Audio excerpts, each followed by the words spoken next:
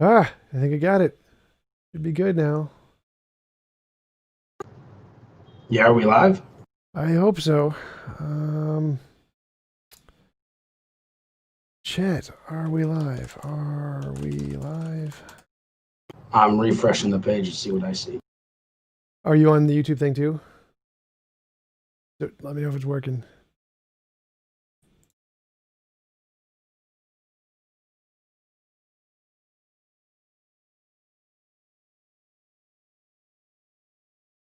Is it showing Don't up? see anything yet. I don't know how long the delay would be.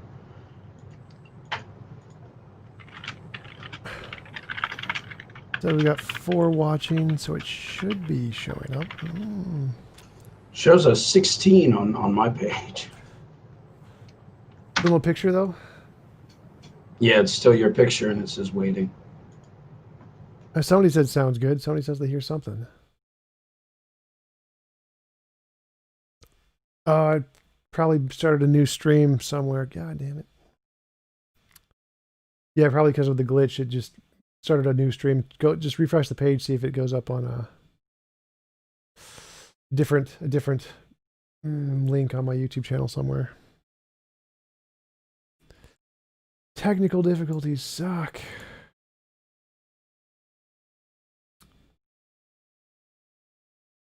Videos. Live. Yep, we're live on the wrong settings, but it's all right. I added that.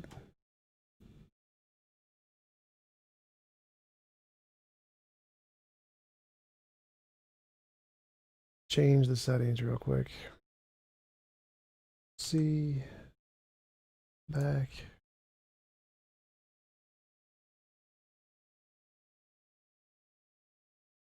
Edit. B.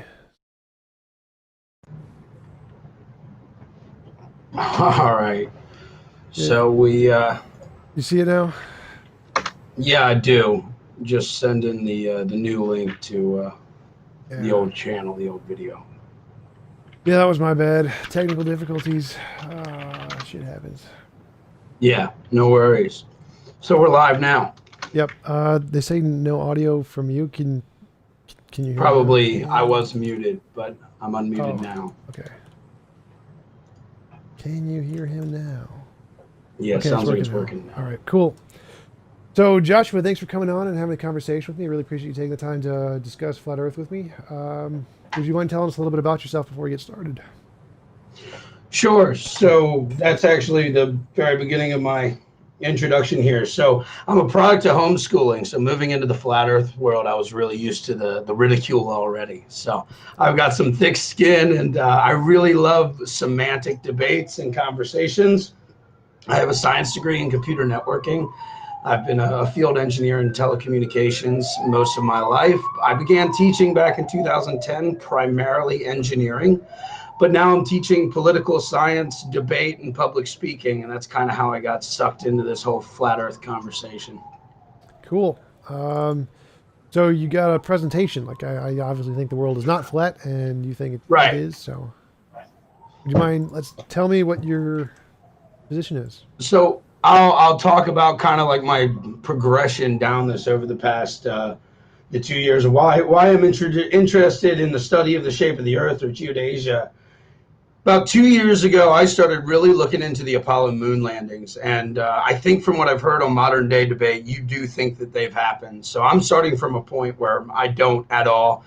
And that was about a year of study, and that really kind of wrecked my world, to be honest. I was quite the gung ho little GOP space dreamer, like everything I should be. Wanted to be in the military, but didn't make it. And just I was very nationalistic in mind, and to find out that the American government could lie like that, it kind of blew my mind.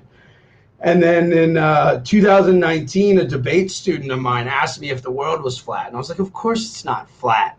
But I didn't really know how to debate or argue it because astronomy is not anything I've studied before. So I was like, "Give me a week, and we'll talk about it later." But it's definitely not flat.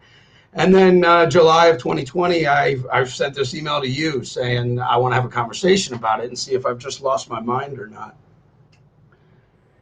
And so I labeled this, because I'm a teacher, so that's why I've got this presentation and I'm very formalized in this. I labeled this my sincere study of geodesy, or the study of the shape of the earth. And I want to talk about why it's sincere, what's different from mine. So since I began this like I was going to teach a student how to win a debate, it needed to be something that everyone could understand and observe. So I began the study of accurate and pragmatic geometry of the shape of the earth. And I dropped all presumptions and all hypotheses. I just thought that everything needed verification. If they could lie about the moon, what couldn't they lie about? That was my whole life at the time, right? So predictable observed phenomena became my only laws. And so I think you and I were probably going to agree right in the middle of this, of what a difference between a scientific law is and what a scientific theory is. A law describes what phenomena will happen, and a theory is us trying to explain why that phenomena occurs. And then our sweet spot, I've heard you say a couple times, science doesn't prove anything, and I agree with that so much. But that sweet spot is we can make these repeated predictions with experiments that verify our results. And so that's what I just started looking for in this area. And so what are the phenomena that everybody talks about when it comes to the shape of the earth? It's the sun sets and rises predictable times each year. Seasons change, and it's predictable, and our sun appears to move above us depending on where we are. I live on the equator now. I live in Saigon, Vietnam. So it's always a 12-hour day for me, but where the sun is on the sky switches. So it's pretty cool growing up near Washington, D.C., and then coming around the world, not across the globe, but around the world, has been a wild experience. I have been on a plane. I have circumnavigated the world very many times, east to west. That's definitely doable. So solar and lunar eclipses, I realize they're just predictable on what's called a Saros cycle, which is about every 18 years, 11 days, and 8 hours. And if you stand and you see one, you wait 18 years, 11 days, and 8 hours, and you'll see another one. The fixed stars and the sun traversing complete circles in our sky every 24 hours. The moon traverses a little bit slower than the sun, but they line back up every 28 days or so.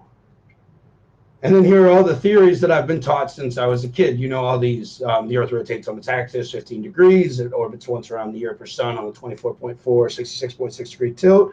Earth's obstruction causes a lunar eclipse, and the moon obstruction causes a solar eclipse. The fixed stars are the same as the sun, but they're super far away. The moon is 400 times closer than the sun, and the sun is 400 times bigger. That's why they always line up perfect for us. So the scientific method, I've heard you quoted a million times, is more for any of our watchers. This is all about what I was trying to do. I was observing phenomena. I was questioning, why does it happen? Making my guess, and then trying to design an experiment, predict what will happen, then do my experiment. And that's all I was doing. So my first thought was, well, if we orbit the sun, we obviously are a globe Earth, a flat Earth going through a sun. It makes no sense in any conceivable motion. And first thing that we began with is what I was taught since high school physics, which is big G, right? The gravitational constant. And I really had no idea where anyone had gotten that before. I just knew it was gravity. And it's an unobservable and it's unverifiable, as I learned, right? And if you can challenge this and you can change my thinking on this, I'm really excited to learn how. But from everything that I've been reading for the past 2 years, it's a mathematical law for sure, because that's how math works. You set a constant and it's constant, but it's not a scientific law. And an object does accelerate downwards at 9.86 meters per second squared. That's a law. Like, that happens. I'm not crazy. I know that happens. So Newtonian gravity is very different than what we talk about as gravity now. But Newtonian gravity, you would think if you dropped a penny next to a mountain, the penny would kind of fall in an arc in Newtonian gravity. The way that I read the math anyway. Obviously, with Einstein changing everything, it's no longer just objects of mass sending waves through the ether. It's more about a ripple. And so we've got Henry Cavendish, and I call him the Great Balls of Liar. I'm a big Jerry Lee Lewis fan, so I thought this was funny, even if no one else does.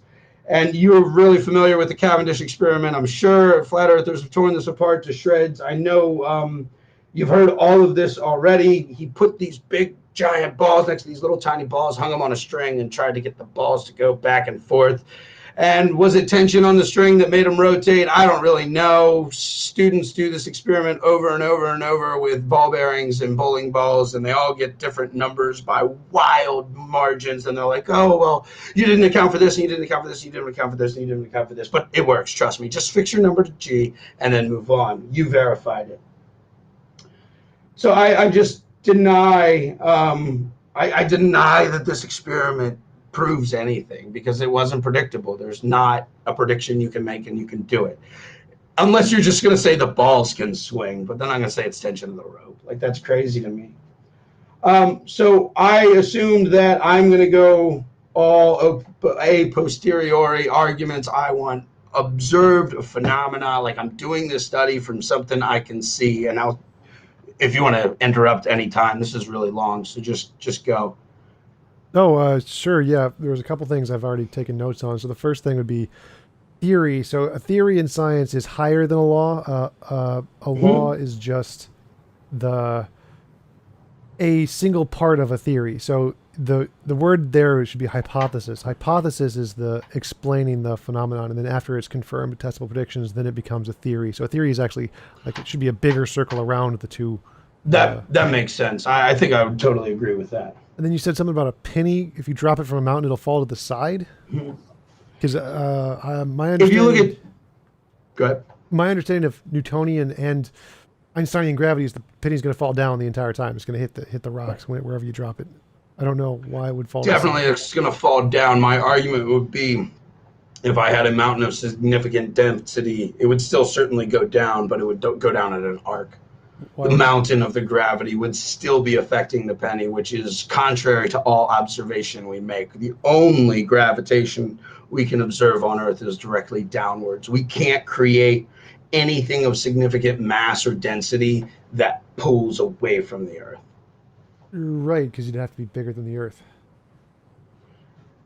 Not in my understanding of Newtonian gravity. Why would it have to be bigger? Because why would there be a baryton center if it had to be bigger? The Earth still attracts on the sun with its gravity, even though it's not bigger than the sun. All mass would be sending these waves of aether out, according to Newtonian's theory, or Newton's theory, excuse me. Newton's theory didn't have anything to do with the aether, but it's not about the gravity of the mountain definitely affects the penny, but it's just not enough to do anything. It's like if I tried to blow on my TV, it's not going to fall over because it's just not enough force. In order to have enough force to actually guide the penny to fall in like an angle, I don't know, like if you drop it next to the mountain, like away from the mountain, you're saying? So yeah. The idea would be that if you're like on top of the mountain, and and you drop it, it's just going to go straight into the mountain. So sure. You're like it would be like, let's say we had a flat cliff wall and we were dropping it down that cliff wall. That would be my thought, the entire weight of the mountain. And I did this one a really long time ago, and it's not in my presentation, but Newton's mathematics behind his gravity was rather simple.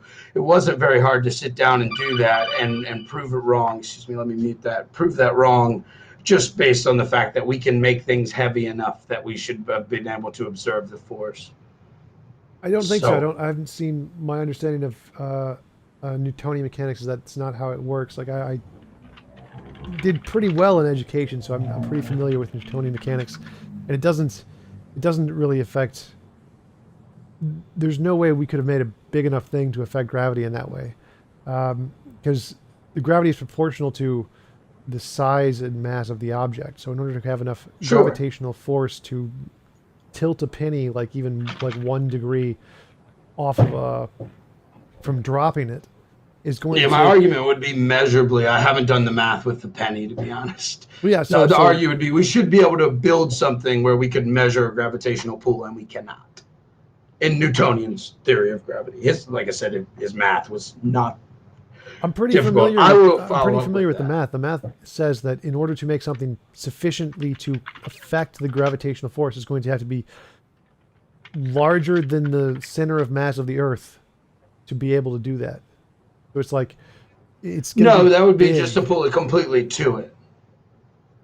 That would be to override Earth's gravity. Think about the games that involve gravity. They're always using Newtonian gravity in theory. Like I can't remember what it was called. There was one. I'm drawing a blank, but the video games where you would make these arcs around the planets, but then other planets and stars would pull you as well. In Newton's theory, you would have these constant waves of gravity pulling you on like this yo-yo game. Um, I can do a follow-up on that where I've done the math to verify that claim, but I don't find it super important because Einstein kind of dismissed everything that Newton said anyway. He didn't dismiss it. So Newtonian gravity is still Gravity. correct. It's just It's less. still correct. It's not accurate to correct. the same level of accuracy. So it's still correct. Like Newton didn't get it wrong. He just had a lower level of accuracy than Einstein. But his math is, I mean, how would the Apollo moon landings work with Newton's math instead of Einstein's?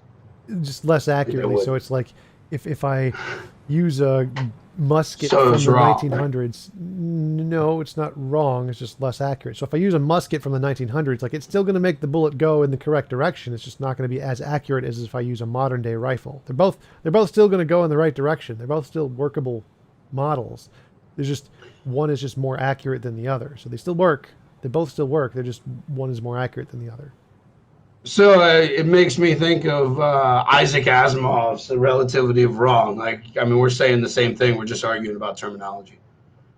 In my guess opinion, so, it's 'cause, yeah. wrong. You're saying, well, I mean, think about it. Like, even in that paper that Isaac Asimov wrote about the relativity of wrong, his example was the flat Earth or the spherical Earth, and he's like, the flat Earth isn't wrong because it only curves at 0.00126 miles per mile.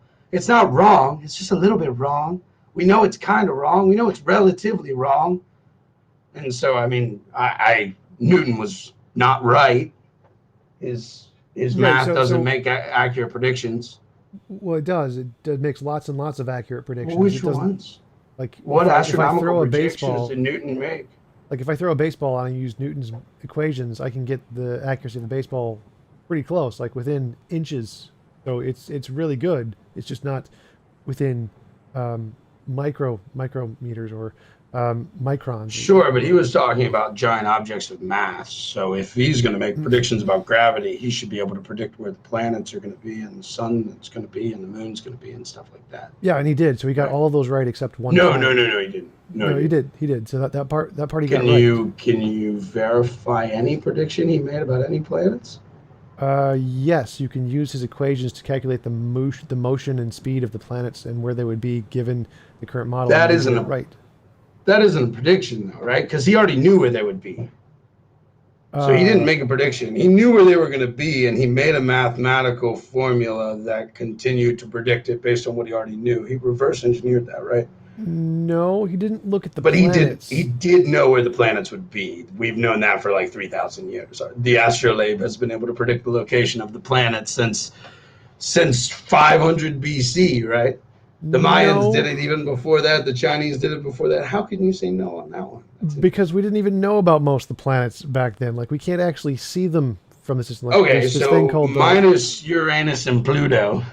well, no. Like there was until like the 1700s. There were these two stars, the morning star and the evening star, and we thought they were two different things. And then we learned out, they're actually the same thing. They're a planet that just show up at different times during the day. So we didn't have what astronomer thought that? Chinese astronomers sure as hell didn't. Yeah, they did. Like that one, it's pretty Can you common. verify that one? Yep. Definitely not. On the Chinese astrolabes that I've seen in pagodas here in Vietnam, Venus is labeled the Diamond Wanderer, I think, the same name that it's had since antiquity, and it's not twice, and it's 1,600 years old, I think. Right, because they didn't label the same thing twice. They labeled them two different things and got it wrong. One of them doesn't exist. No, they only labeled Venus what they call it, and that is it. It didn't happen twice. That's just not true. It's all right. I would love it if you could give me a source on that, because sure, I would change my just, thinking. Just morning star and evening star. It's a fairly common example. I'm not saying no cosmology. astronomers ever made that mistake, but I'm saying there are very many who didn't. It's sure it's possible, but there's lots of things about cosmology everyone got wrong. None of them got it right. They all got it wrong. And so until we actually learned in the future, like Newton got it more right than anybody else. Cosmology or astronomy? Because the Both. predictions of where they no, well, they're totally different. One's a philosophical study and one's a mathematical study. No, Oh, they're both studies. that's Like neither one of them is math. Math describes things in reality. So both cosmology and astronomy are looking at the bodies in the sky, and then they use math to describe those bodies. Neither of them are abstract math. They're all so. just I subscribe to a Western classical theory of education that was created by Plato in the Platonic Academy that outlines the four numbers in the quadrivium. You study math and abstract, and then you study math in time, which is music, and then you study math in space, which is geometry, and then you study math in time and space at the same time, which is astronomy. That's where our stars will be when they will be. And then only after you've studied the 7 subjects of the classical education called the trivium and the quadrivium may you begin to study philosophical things like cosmology. They're totally different. And if we're going to study the shape of the earth, so that has nothing to do with it's they're completely separate fields. That's to say that's not how academics works is not how academics works. No, it quite is. Like academia invites different philosophies of learning and different authorities of education. No. The Platonic one is certainly valid. The order of the way you learn it does not matter at all. Like scientists don't care what philosophers think. Scientists do not care what the abstract mathematicians think. Scientists do science. They do. May I read this quote now from I think it's Time by George F.R. Ellis, written in the Scientific American in 1995. People need to be aware that there is a range of models that could explain the observation, Ellis argues. For instance, I can construct you a spherically symmetrical universe with Earth at its center, and you cannot disprove it based on observation.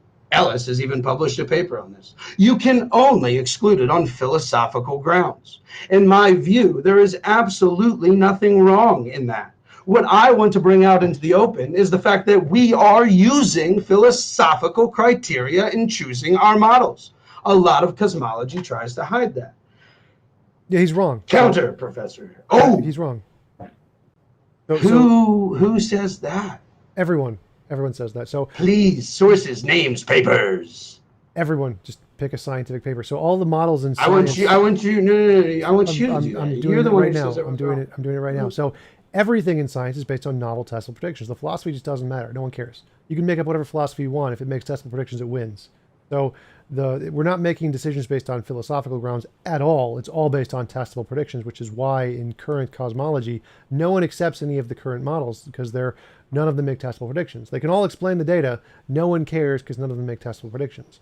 The way science progresses is whichever one makes the testable predictions that can be demonstrated true in reality, that's the one we go with. So it's sure, but doesn't it bother you that heliocentrism can't make any testable predictions? It does. It makes the prediction that the Earth goes around the sun, not the other way around. Yeah, but you can't prove that. We can literally see it. That's a way to prove it. You can literally see the sun go over your head, Tom. Yeah. We can also go into space and literally see the Earth go around the sun. I think that's an entirely different debate. So I did ask at the beginning, because I already don't believe in the moon and the ISS, that we can't really use that as criteria. Well, no, you I would said, love to have. You're right. That's not part. I'm not trying to make that a debate point. What I'm saying is, you said yeah, that but I don't believe that we've done that. Right, I agree. I agree. You don't believe that. So that's not the point I'm making. You said heliocentrism doesn't make testable predictions. It does make testable predictions. It says the Earth goes around the sun. The sun is a giant ball. On your assumption that we've been to the moon, it makes testable predictions. This is not. A testable prediction is when you start with a hypothesis, assume it's true, and then predict what the consequences are going to be. You don't test them. That's not the point. When did you do that? No. Testing is not a part of the testable predictions. You can make a testable prediction without actually testing it. Like I can make a testable prediction. Fair enough, but so the way testable predictions work is that you make a prediction based off of a model and which can be tested. It doesn't need to be tested. I've made several in my experience. Right. So heliocentrism does make testable predictions. It predicts things that can be tested. I guess I see your point. It does make testable predictions. Right. I say we've never tested any of them. Right. That's perfectly fine. Good point. I agree. If we went out to the moon, that would be testing our prediction. You're totally right. I just think we haven't done that. I understand your point. I'm sorry. Okay. I totally get what you're saying now. So I think you understand this. You obviously stand in opposite of him either, so that slide's not even important. And you probably think Dr. Kaku, professor, is wrong as well. This is a pretty viral clip back from 9, 10 years ago, so I'm sure you've seen it. But he says, in science, we say you make observations and you have a theory, and it's a very tedious process. Wrong. No one I know in my field uses the so-called scientific method. This is the interview he did with C-SPAN for books he's written. He's a theoretical physicist. I think you've already said you stand on the same ground with some of the cosmology there, where they just make things we'll never be able to test and predict, and it's a lot of pseudoscience. So I think I'm preaching to the choir there. This is from Ptolemy, who was one of the first astronomers that ever, from my deep dive, ever really believed that the Earth was a sphere. So I've been reading him and studying him a lot, and he's got the same thing that I'm talking about with the difference of philosophy, but I don't think I need to read this quote. I think it's redundant. Well, just a quick point. The Michio Kaku, he's talking about a specific kind of scientific method. Like, they all use the general scientific method. They just don't use the thing that's been labeled and you find pictures of it on the internet. That's not what the scientific method actually is. The scientific method is make predictions and test stuff. It's not just there's the thing. I think his point is that they don't test stuff. They definitely I think test his stuff. point is, no, he doesn't. He just writes books, man. He doesn't test nothing. He just I don't know specifically thinks. what Michio Kaku's position is, but I do know physicists definitely test stuff. He's That's a the professor point. in the physics department. No. I know what he's a professor. So but I don't know what I don't know what his specific field is and whether or not he tests things. So, for example, he could be a particle physicist in which he does test things. Like, he could actually go to the Large Hadron Collider and test things. He may do that. I don't know. I don't know enough about his job. So, but there are physicists that do that. They do build these machines to test things. Like the LIGO detector, that is a detector. They do experiments. The Large Hadron Collider, that is a detector. They do experiments. The Hubble telescope, that is a detector. They do experiments. They do experiments. Not all fields of physics. Like, there's theoretical physics that doesn't do any predictions. It's just theoretical. Sure. But they're designed to make predictions. And which is why people don't accept them until they make the predictions. Sure. I don't disagree with that. I think you said that. So Michio Kaku wasn't disagreeing with that either. He's just saying that. I don't think he was okay. Either. He was talking about the people that work with him, and he was saying we don't test shit. Okay, that's fine. Sure. That's it. And he's talking about. So these are some things that, like, these are what you're saying. We have tested it. We can test that the Earth is a globe. How have we done that? These are all at least the things that all popped into my mind when I very first began this study. I thought that all star predictions were done based on a heliocentric model. I thought that eclipse predictions were done based on the globe model. I thought that the moon landing was real and the ISS was real. I thought there were pictures of the Earth, and I thought satellites were just assumed. So I'm going to make some positive claims about all these 6 things so that we've got some talking points. No computer software in existence can predict fixed star locations based on a heliocentric universe. That really blew my mind when I realized that. What does that mean? So all computer programs that will track where stars are in the sky, they all assume a geocentric universe. All of them.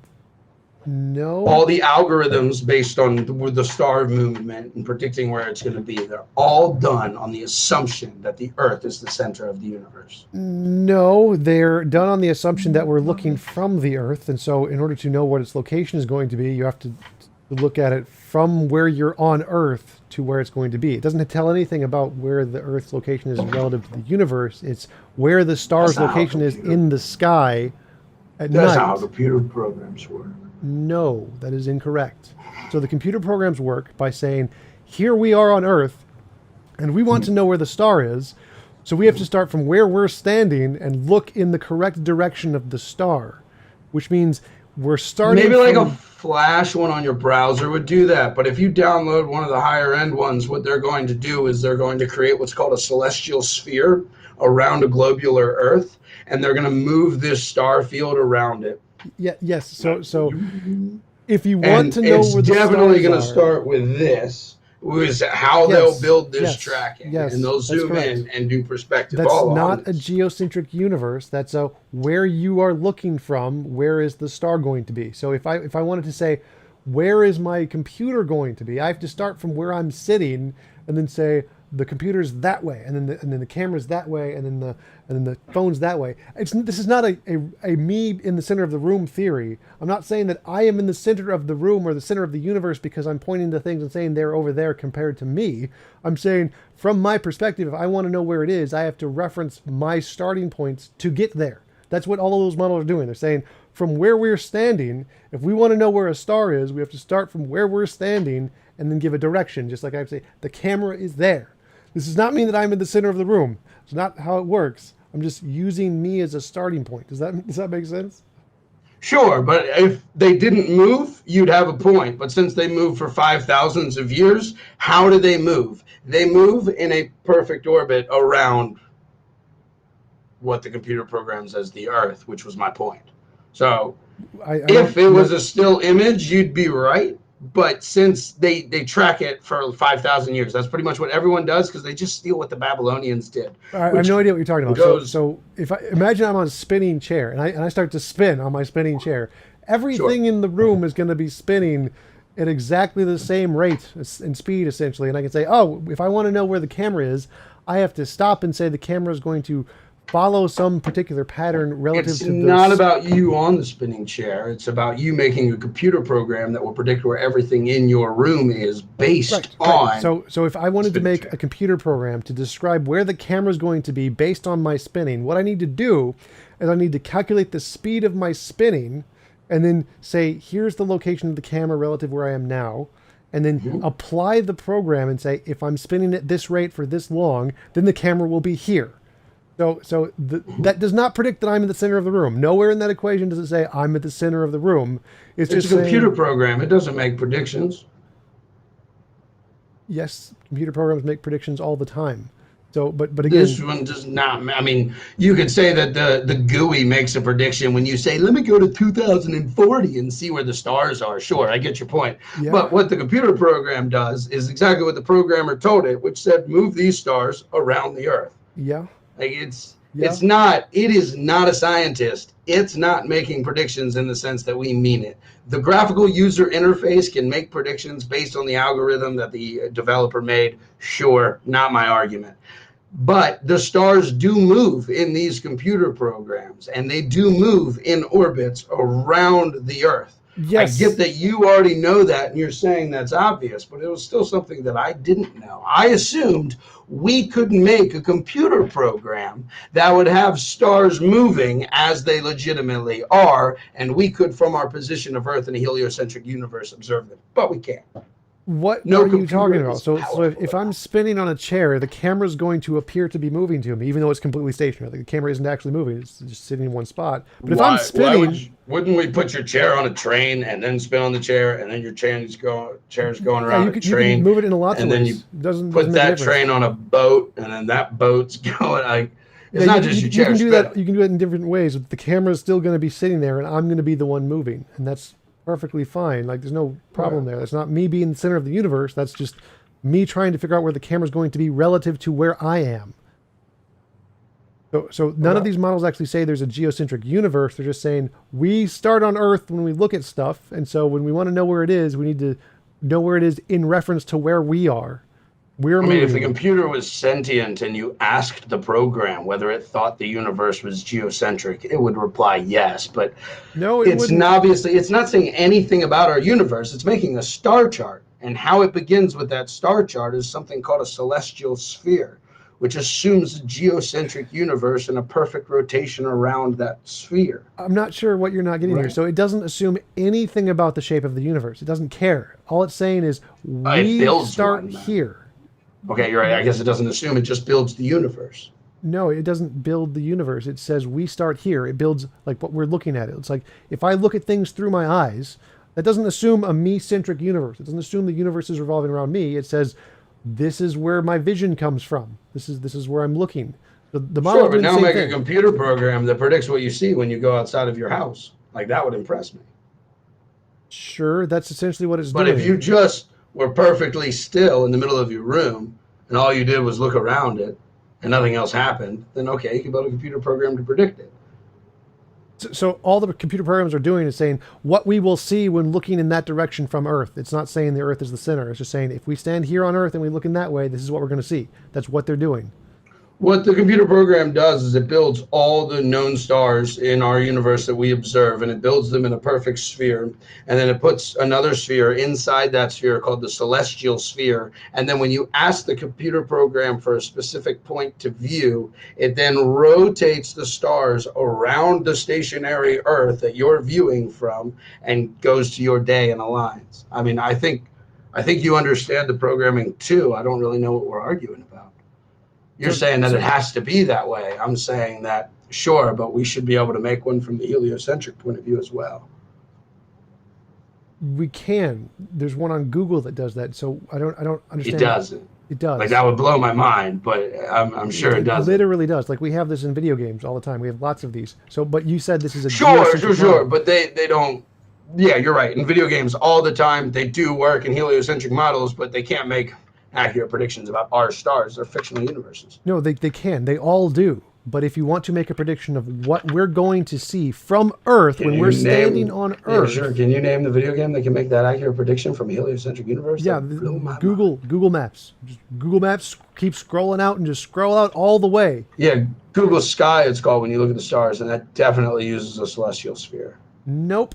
Again, incorrect. So again, can you give me a paper by one of the developers or pick white Google Scholar, geocentric model? Why do I have to find your sources all because the time? I don't need the sources here. This is not like I didn't come like if you wanted a list of sources, you need to give it beforehand. So here is the evidence. Oh, I'll send you an email asking for all these sources. I mean, I just don't believe you. I've already looked for all these, man. I've been on this for 2 years. That's fine. So again, what you're saying is wrong. We can prove it wrong in 5 seconds. All of the models, when they're predicting... Do it. That's what I'm doing right now. Now stop talking. So all of the models, what they're doing, those models are saying what we will see when we are standing on Earth and look in that direction. We're predicting where the stars will be when we are standing on Earth looking in that direction. The stars don't actually move.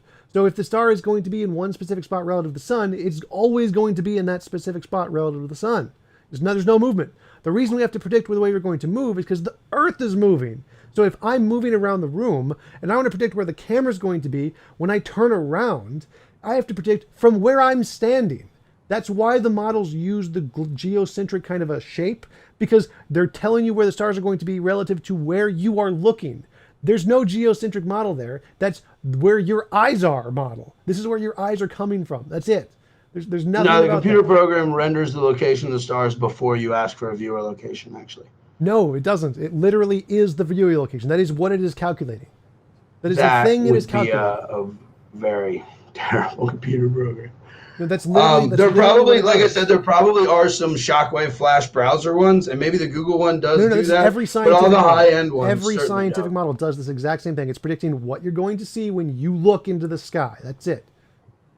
So it's saying your viewer. But you're saying it doesn't. And I know what the tool is used for. I'm not arguing. No, I'm saying this is literally what the program. And you're saying that it uses a geocentric looking shape, but it doesn't. I know it uses a geocentric model. You know it uses a geocentric model. No, it does not use a geocentric model. It uses a. Does it use a heliocentric one? Yes, it does. What it does is it shows. Can you show me a white paper by an engineer who developed a single algorithm? I don't even need to. Every single one of them. So again, I'll explain it again. Okay. The way the star charts work. No, I want. I don't care. I don't care. I'm not interested in educating you on science. You can just Google any scientist. They're all going to agree with me on this. So, but I can explain it to you again. I'll have you explain it to you again and prove you wrong again. I don't need a paper to do it. I can do it myself. It's very simple. The models are going to predict what you will see. They are looking from your eyes, saying, what will your eyes see because you're moving?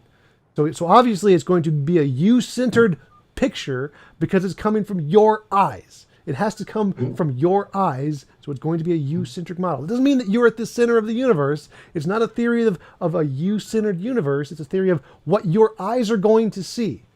So what is the Earth going to see when it looks out, when you look from the face of the Earth into the sky?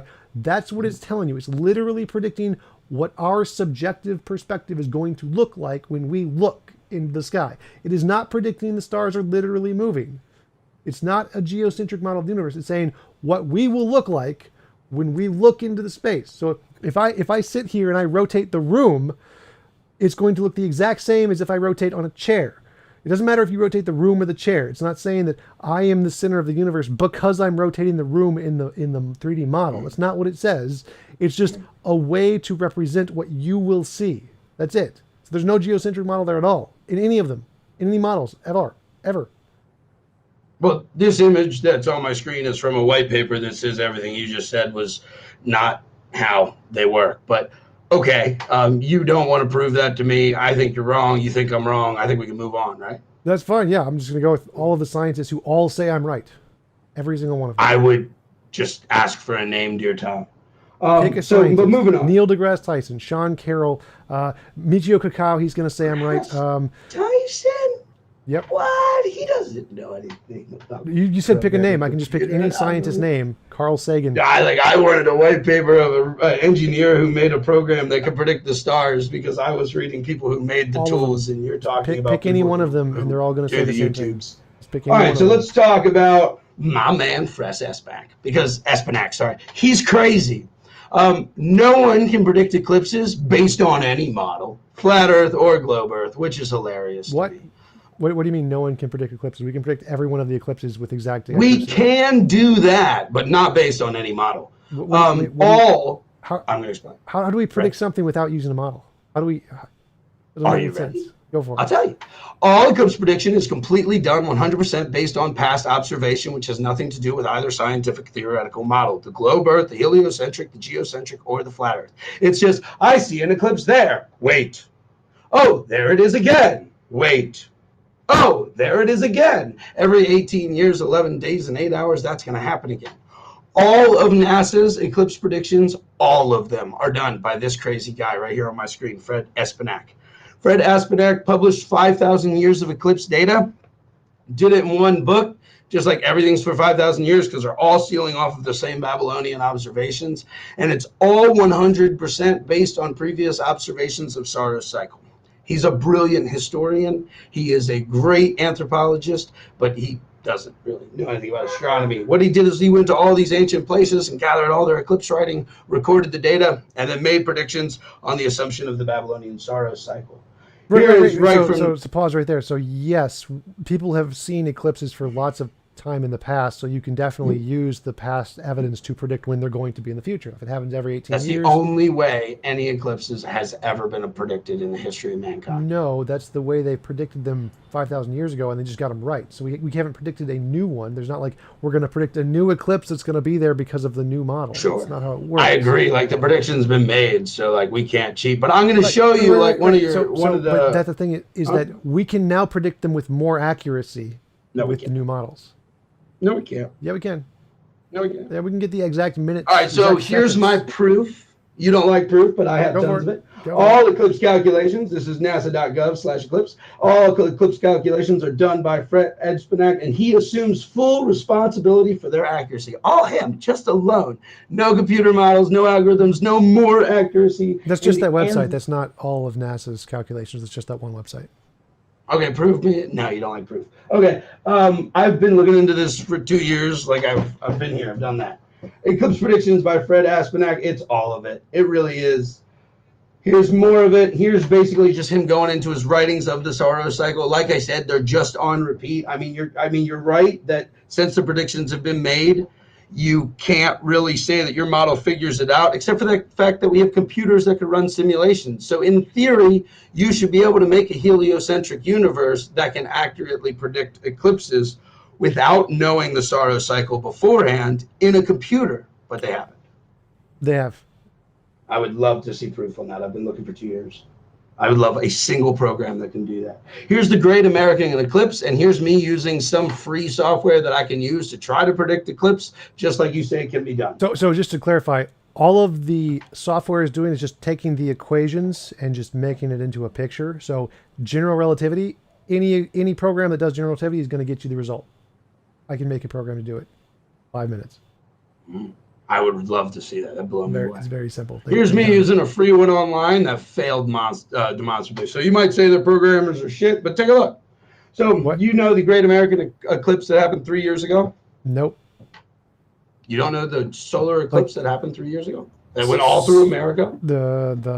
Yeah, where there's a big shadow, that's known as the Great American Eclipse. Sure. Yeah, if you Google Great American Eclipse, you get it. Okay, the name's dumb, but you know, August 21st, 2017. I'm talking about a real thing that happened. Eclipse began over the Pacific Ocean at 3:46 UTC, and then it moved eastward over America, and then it dipped out somewhere east of Cuba.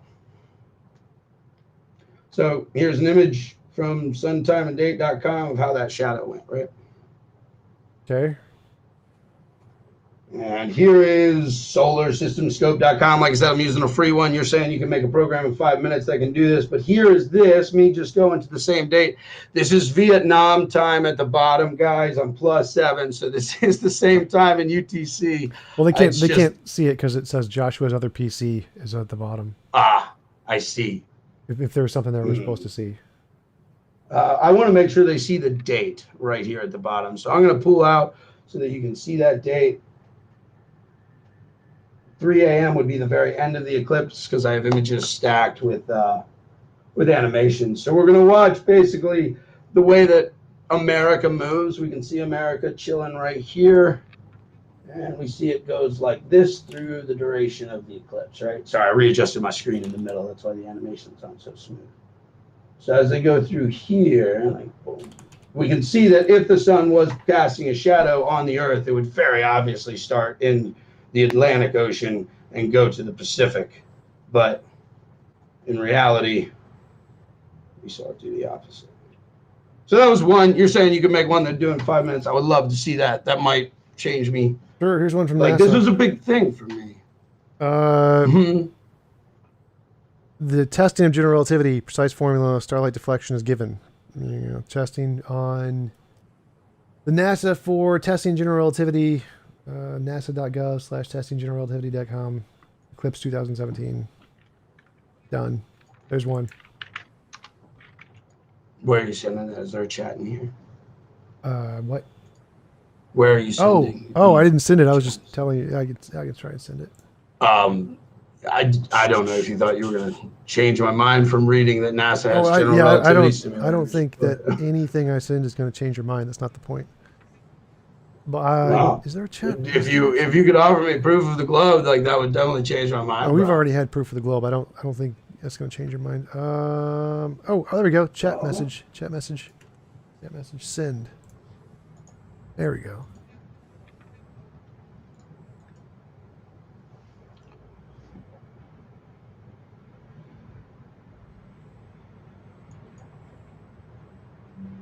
I asked for a computer program that could predict eclipses. So again, computer programs are just taking the equations and making them into a visualization. I know exactly what they are. Like I said, I'm a computer science engineer. My question is, why can't we build a model with our understanding of relativity and gravity that can predict eclipses based on the location of the moon, the earth, and the sun? We can. That's what the equations do, and we can just make the equations into a visual model and have programs. So why does every single eclipse predictor in the universe use a 5,000-year-old book instead of one of these models that can be done with more accuracy? Could you prove that any don't?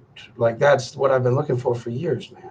Yes, those equations are the things that makes the prediction. So literally anyone can just build a computer and do that. It just takes more work. So when you're making like a computer model program or doing it to educate, more work than going around the world collecting eclipse data from ancient civilizations. No, work is in more computer processing power. So if you're doing a computer processing thing, you usually want to use the simplest equation to get the closest result. It doesn't have to be exact. Use F equals MA is fine as long as you get a close enough result. If you want to actually calculate pi to the 10 billionth digit or whatever, it's going to take a really powerful computer to do it. So in a computer program, the way computer programs work is you want to make them simple and use the least processing power possible, which means they don't use the most accurate, complicated scientific programs ever to do it. They just make a general thing to educate random people because you don't need a perfect model. Can you do it? Yes. You could build a model that does general relativity exactly. It's just going to take a shit ton of computer power that your home computer isn't going to be able to do unless you have a really good one. Okay, but nobody's ever done it. Was all my claim was, and I don't think they can. But I guess maybe a No, they have done it. mathematician could give it a shot. Supercomputers do But that kind of stuff all the time. they, They do this modeling so all the I'm time. asking for a program. I've been looking through this stuff for ages, man.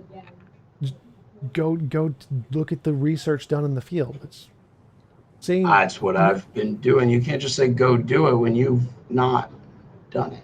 no, I have done it. Like this is really simple stuff. Like everyone in science Then already you can knows pull this. it up. If it was this simple, like if anything I'm saying, I can give you sources. I don't know why you keep keep asking for a computer program, because a computer program is just the math put into a computer. If we have the math and the math works and we can demonstrate it without a computer, we can do it in a computer too, necessarily.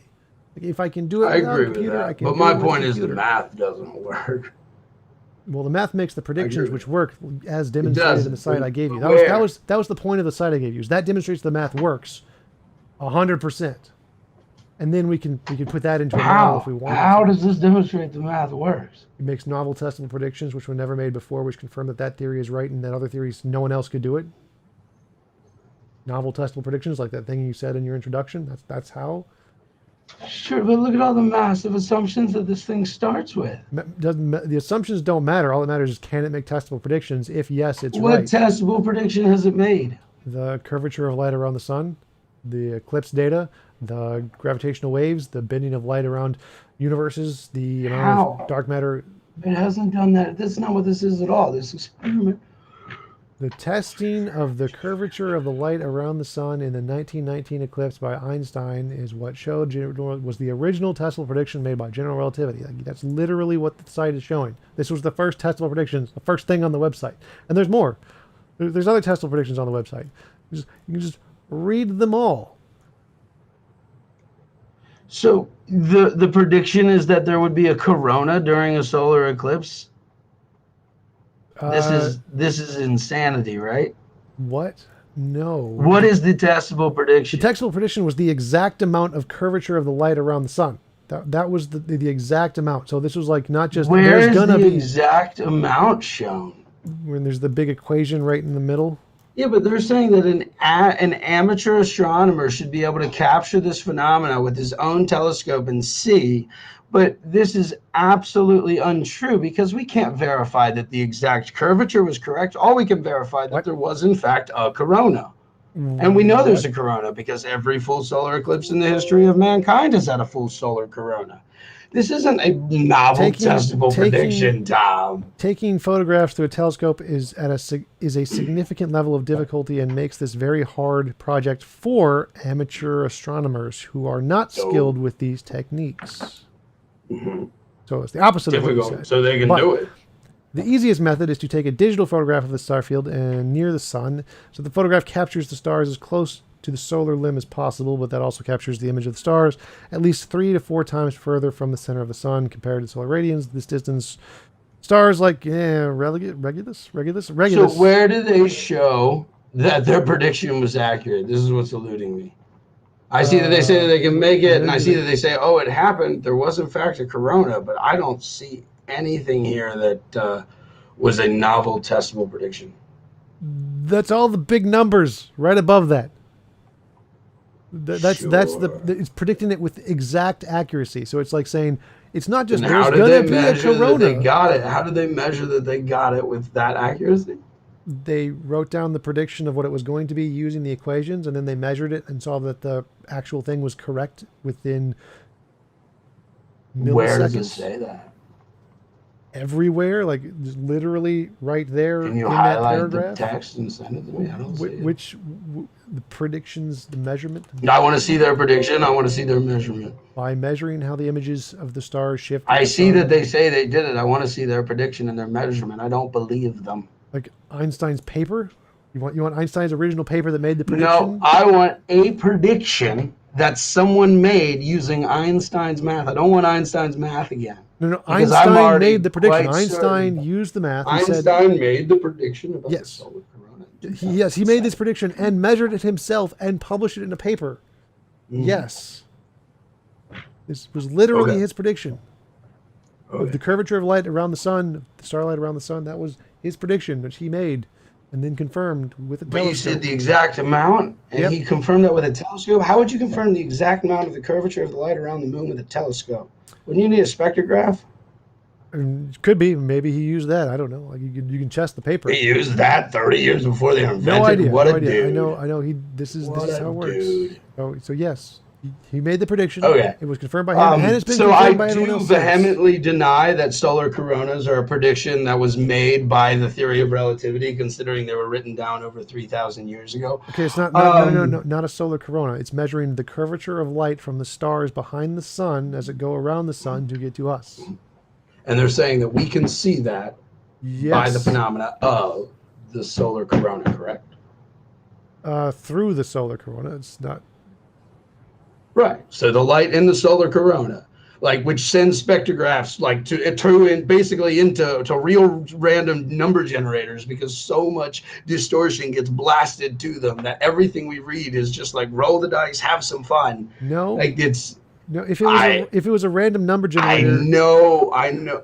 Do you know what not a random number generator, a true random number generator that uses things that observe unpredictable phenomena to generate unpredictable numbers. Computers can't randomly generate numbers, Tom. Right. Don't So be silly. if it was a random phenomenon, then it wouldn't follow a pattern. If it follows a pattern, we can doesn't. predict it every single time, promise you it every doesn't. single year with the exact same data for every single star as the sun passes by it and get it right every single time.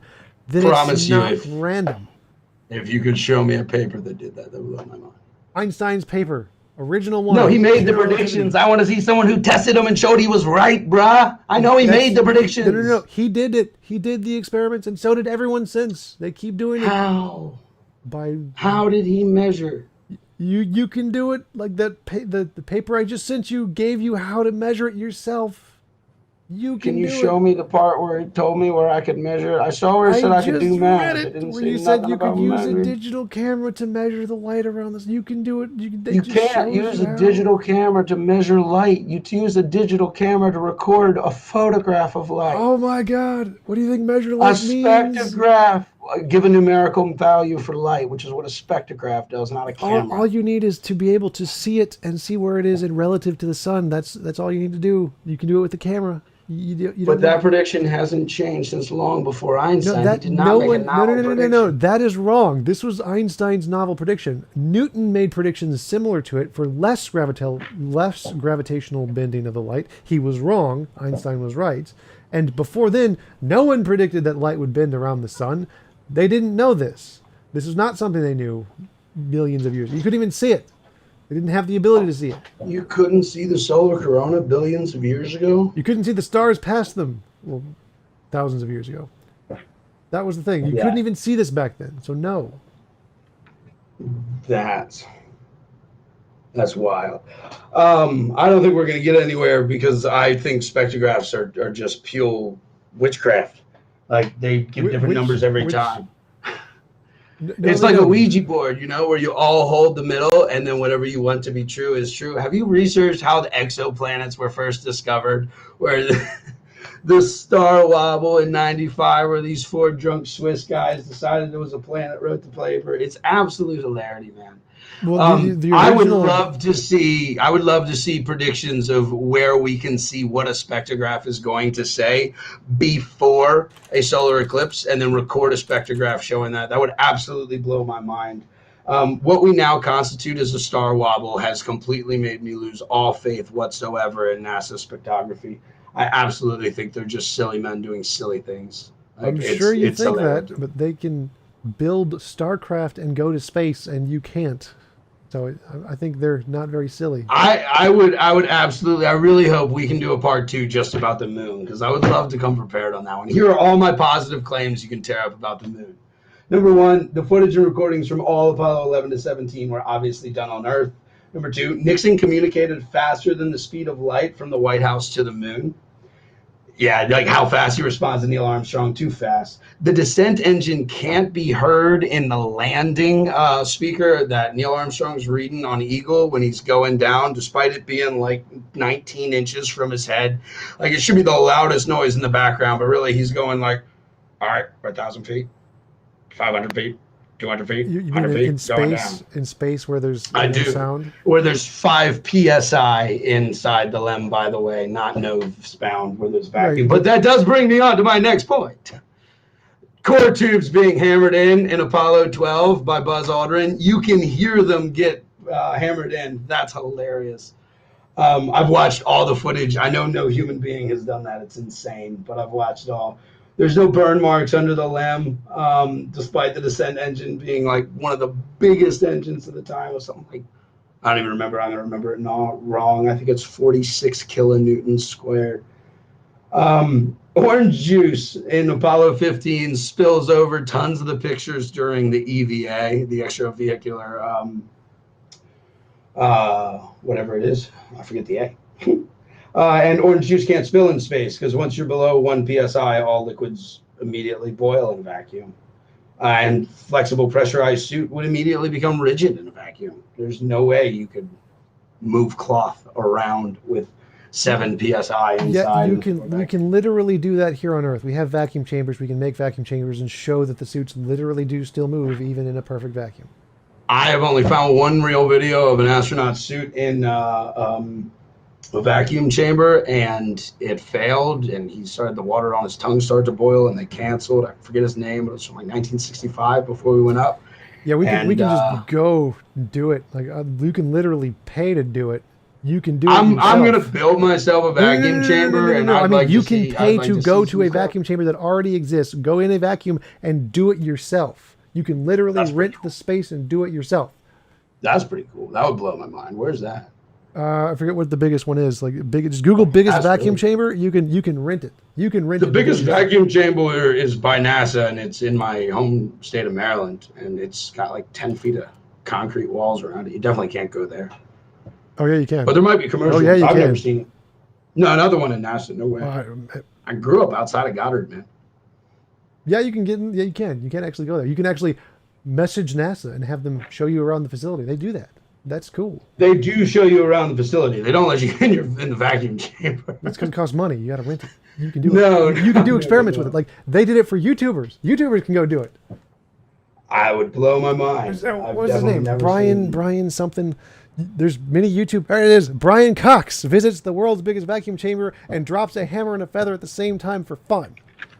Brian Cox visits the world's biggest vacuum chamber.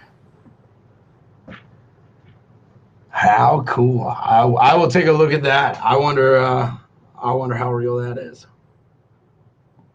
How cool! Oh, and also you can he doesn't go inside it. It is the vacuum chamber I'm talking about. Yeah, but he does. Yeah, he uses a crane, my man. Oh, come on, he's not inside it. I told you. Right. I mean, you could go inside it. He obviously. There's no way they would let a civilian go inside their vacuum chamber in a suit, dude. Do you know how dangerous that is? Yes. There's no way. That's how they test them. I would love to see that. I don't think that they do. I don't think that 1/8 inch aluminum could contain 5 psi and 6.7 square cubic meters inside of a vacuum either. I definitely don't think that the LEM was even strong enough to be in a vacuum chamber. It's definitely is. Like we see it in there all the time. That's what the. Have you ever seen it? Like the International Space Station is made of aluminum and steel and stuff, and it does it every day. Have you ever seen it? The LEM? The LEM, yes, like pictures of it. Actually, I think no. Like, have you been to like the Air and Space Museum where they've got the training one and it was the extra or the spare or something in what is it, Dulles, Virginia?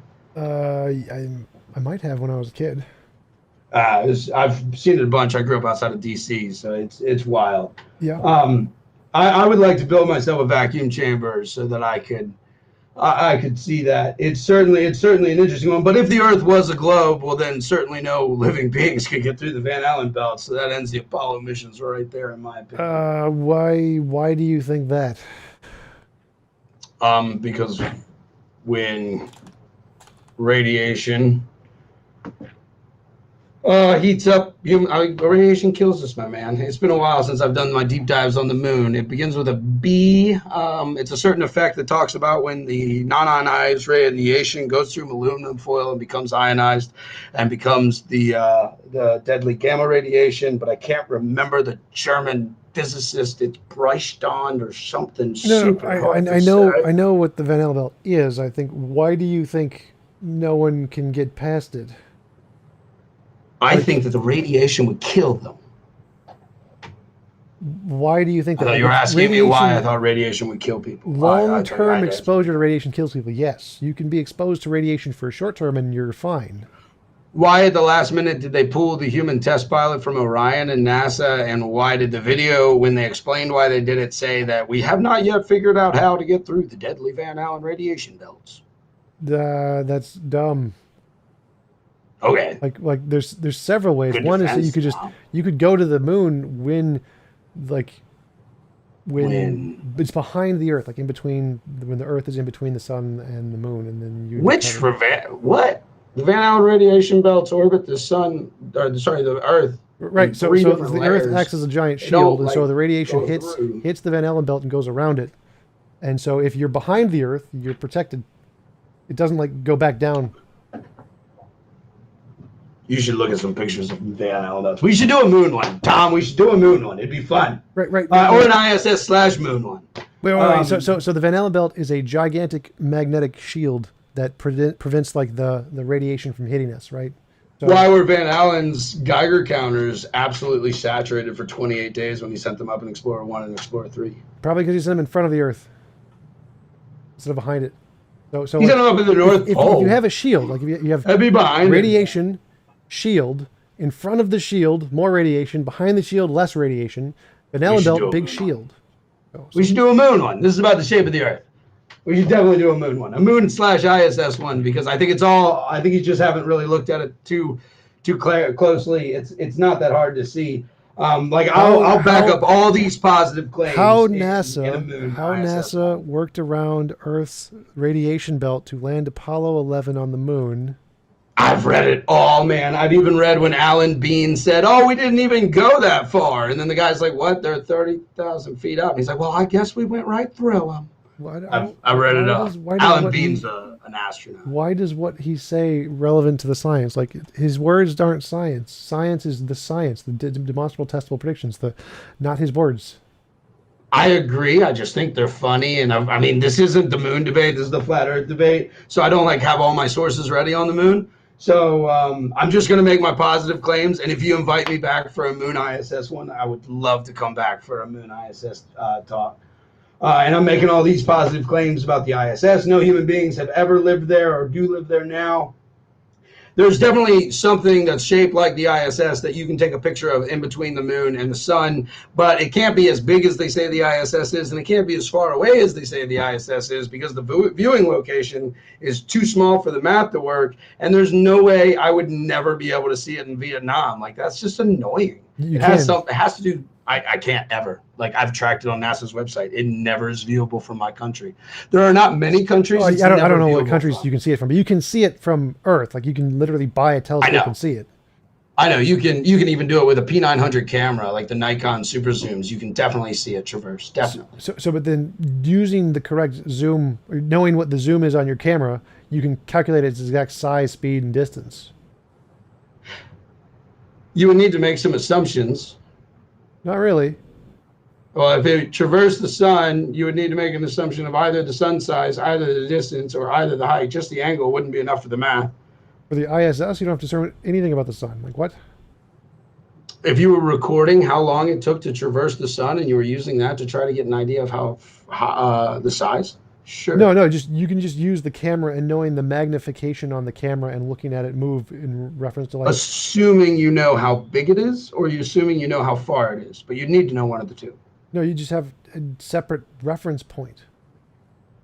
You just need to know how far the moon is away, and we can know how far the moon is away because we can. There's a little thing on it that the people who went there put a reflector where we can reflect. We can't do that. NASA can. Yeah, we could buy a laser. We could buy the laser and do it ourselves. It's definitely possible. No, actually. Yeah, yeah, it definitely is. I mean, you just need a University tried to do it. Like I said, I'm not prepared for my moon debate, but university tried to do it, and the official answer that they arrived was that the ionosphere was blocking all of the laser back to their spectrographs, so that their observations were astronomically too close. okay. Like I said, I'm not prepared for my moon debate. If you invite me back, I'd love to go into a moon debate. I really would. Um, and I'd have all this evidence like. I know that the object that traverses the sun and the moon, the viewing angle is too small. I've already done the math for it to be consistent with the size and location. So there's like this little circle of where you can see it that traverses the land. And if they were being honest about the size and the distance, that little circle of where it would be visible, especially in front of the moon where there's light to block out, should be much bigger. But I don't have these sources ready to demonstrate because this is a flat Earth talk, not a moon one. And I've watched enough ISS live feeds that I've seen some crazy stuff. I've seen green screen failures. I've seen harness get tied up. I've seen dropped objects. I've seen them drop things that fall. The official NASA explanation is gravity pockets. It makes me laugh each time. No, And the EVAs. no gravity pockets. They literally just pushed it down. That's how. They didn't actually. Yeah, I've seen a guy unscrewing a bolt and go boom.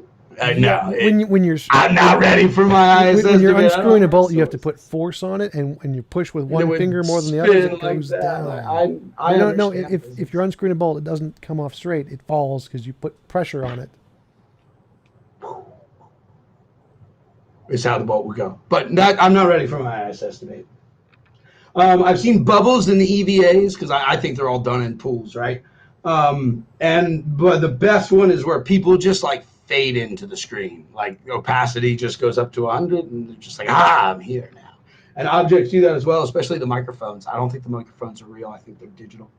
I would love it if you invite me back and I can verify all these claims, but I'm not ready for that debate.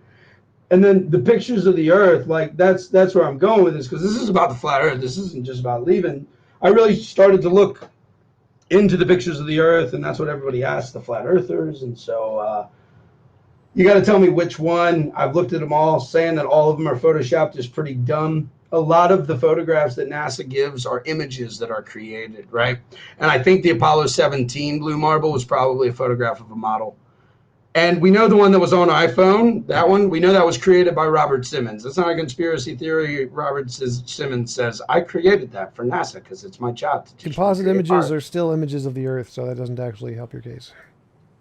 Yes, but he's taking data, he's applying colors to data, and then he's wrapping that data around a 3D model of a ball. So it doesn't help us prove the shape of the Earth. Sure, it gives us information. No, the images from NASA are usually just composite images, multiple images of the Earth put together, but they're all images of the Earth from space. So any one of them will work. They just wouldn't be as pretty. I don't like. If you give me one, I'll analyze that one. But the iPhone one, he is a digital image creationist. Earth from space. Image of the Earth from space. There you go. Got him. Robert Simmons. Unedited. Pictures from the Earth from space, unedited. Behold, NASA's first image of the whole Earth in decades. Yeah, I've seen it. Send it through. Send it through. I'll pull it up. It's a good one. So this is the one that I was talking about. This right here is the guy that made the one that was on the iPhone. He is a lead data visualizer and an information designer. My design is to make imagery from Earth sciences data. I turn data into pictures.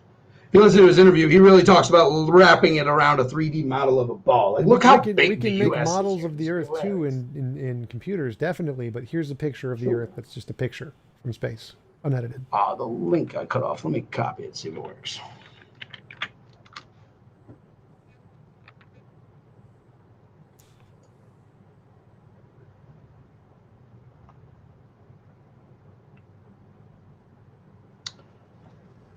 Gotcha. So that's an image of the sun or the satellite perfectly lined up with the sun at like noon in Mexico. No, there's actually a little more shade on the right. I suppose. How interesting. I mean, obviously, It's weird that they it's a perfect circle, right? Like they say the Earth is an oblate spheroid, but that it's not a image is an perfect circle. absolute perfect. It's actually a little longer this Really? way. From the top and the bottom is longer than the right and the left. But obviously, they're not going to take the picture when the sun is behind the Earth because you wouldn't be able to see anything. It'd just be a giant ball of light. No, it's a perfect circle. No, It's 496. I just outlined it on my screen. It's that's 496 by 496 pixels exactly. so that's not how you measure a perfect circle. Like just the fact that it's the shape on your screen is not a representation of the shape of the Earth. Of course not. The picture, the real live picture that was sent by NASA wouldn't be a real representation of the Earth. No, it is. It's your screen. The pixels on your screen do not show the shape of the Earth accurately. It's like if You're I right. draw, The artist could have compressed it into a square. It's true. No. Like it's literally an oblate spheroid. It is when you look But at the picture isn't. No, the picture is. You just can't see it clearly enough. I see. That's why I used a tool on my screen to measure the pixels of the image. Right, and that tool was just you. The pixels are not the same. Like I'm using one on mine. They're not. It's an oblate spheroid. Oh, okay. Let me demonstrate it for chat.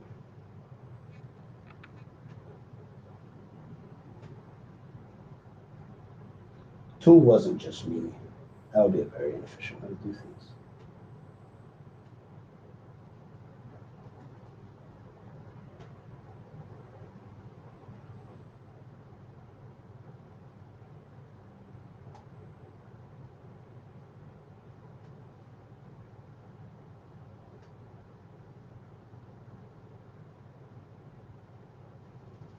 Sorry, because I only got a touchpad on this laptop.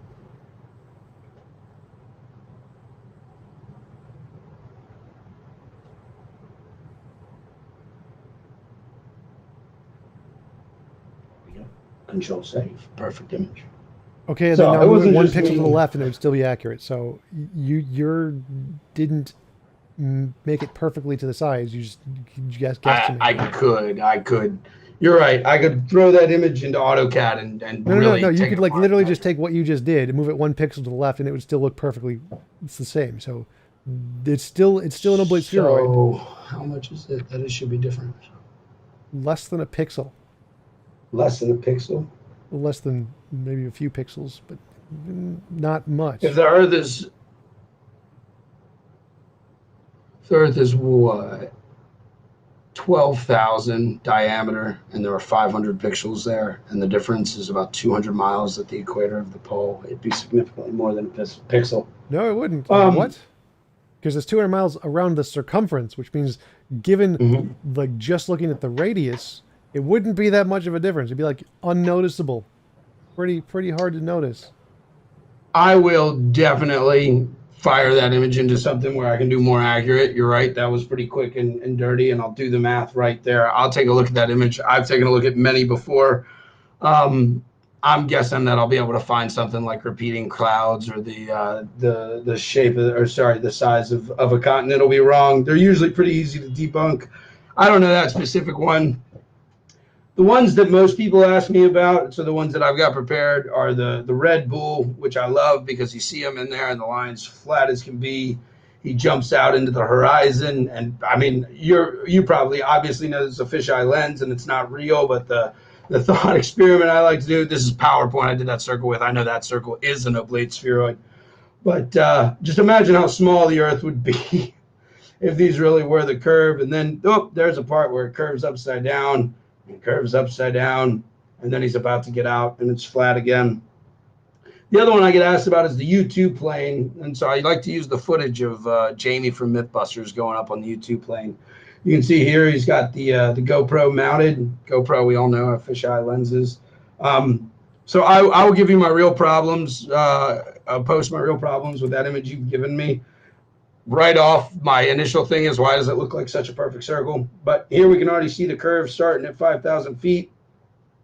Then 10,000 feet, the curve is different on the right side than the left side. 50,000 feet, the curve's kind of there. But then Okay, the way how would you do it for not a picture, but actually like a YouTube video of like? I have the YouTube video. I just don't really have a way to stream them. I can throw the link in chat. The What? link's right here You of can, this you can video. just go to the page and share screen of Oh, the true. page. I mean, that's complete. That's complete. So yeah, I'm just looking at one right here from the MIG plug, the name of the YouTube Yeah, channel. I've seen those. There's the curvature of the Earth, non-fisheye lens, just in space, This would be the one. continuous footage from a plane. No, share it. Let's see it. Or if you send me the link, I'll put it up. I'm working on it. Damn it. Yeah, I got it. There you go.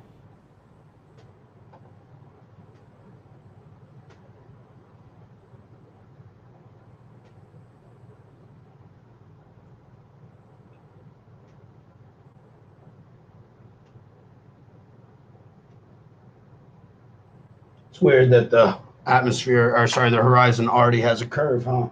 You'd think that would wait till he gets high, huh? Oops. What? Now we'll watch it. It'll be fun. Like it's on a hill. Oh, look at that one. Not a curved lens at all. No, this is great footage. Definitely. Should we keep going, or?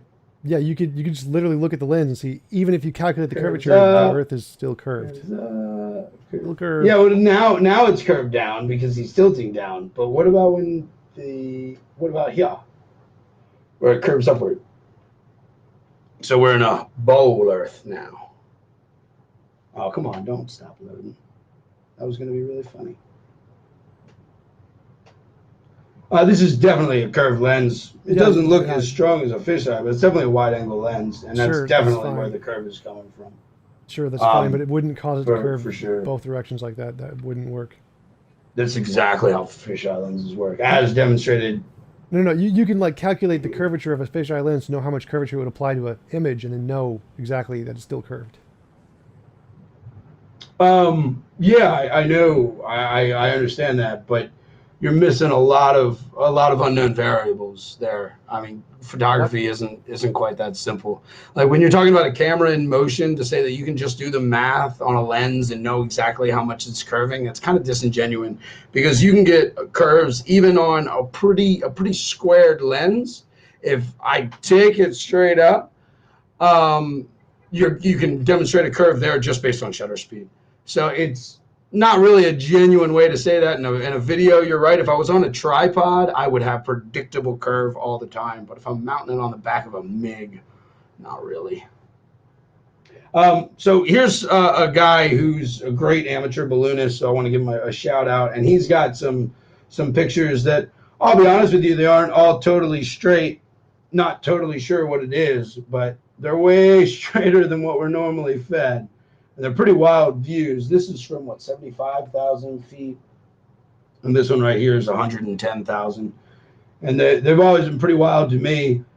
You've probably seen this video, because this is a flat Earth favorite. The dog cam sport, they make little pet cans, and they set this giant balloon up. And that one's one that always just blew me away, how straight that is all the way across. And even that hot spot under the sun on the clouds really just makes me look. Looks curved to me. There definitely is some curve there, and on their camera, as you see that balloon go, definitely. But at 120,000 feet, this isn't the same. This isn't the same pictures that were always being shown of the curvature of the Earth. That looks the same to me. It looks like the same as all the other ones. Interesting. Interesting. Like all. Well, you said an interesting thing at the beginning of this, that you said there's no way you could change my mind, which really kind of blew me away, Tom, because it's. There's definitely tons of ways people can change my mind, but like it's interesting that you would assume your opponent's mind can't be changed. It makes me think that your mind can't be changed. So like, isn't every picture you see going to have whatever curve you need it to? No, I can make flat pictures real quick. It's easy. But the pictures aren't the evidence. It's like literally going. No, I agree. I totally agree, and I'm just getting through the normal things that when people ask me pictures, like Yeah, like I wouldn't say that. this isn't. I wouldn't say that like seeing a picture would convince me. Like it'd take a lot more than a picture. So the pictures wouldn't be like the greatest evidence unless you could actually go outside of the Earth. It could be a picture of the flat Earth in reference to the sun on a spaceship. That would be pretty good. Yeah, I don't think you can. I don't think there's space, dude. Yeah, I know, but I mean, that would Right. that would convince me. Like if we could go to space and like see pictures of the Earth, I'd be convinced by that. Well, I mean, I guess if you launched your own rocket and it got up to like 100 miles where we think the firmament is and it exploded, right? Would that convince you something? Yeah, like if I was on it for sure. Yeah, but I wouldn't advise you to do that. Set up a camera first. So the satellites, I know you know all these answers. Like balloons can do most of them. NASA's one of the biggest helium consumers in North America.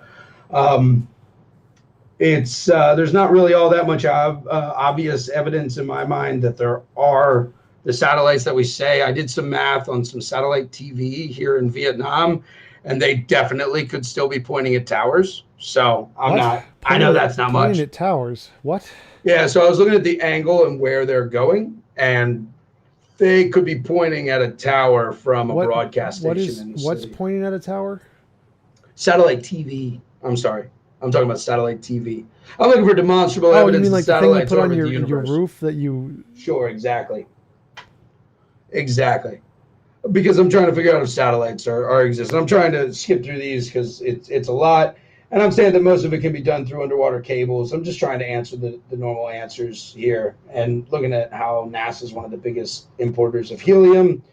GPS, right? Like that should be evidence of satellite. NASA's one of the biggest importers of helium. Why is that important? Consumers? Yes, that makes sense. Their balloon program is massive. Balloon program. So yeah. What are they doing with all the balloons? What do you mean? They're building them? They're using them? They're sending things up with the balloons? Sure. Like that satellite that Samsung went up and then landed on somebody's house, and was it? Yeah, geoscience uses balloons all the time. Like what is this supposedly evidence of? Like the amount of helium required to put up stuff to equate to every single thing we have up there is just, there's not enough helium in the world to do that, but okay.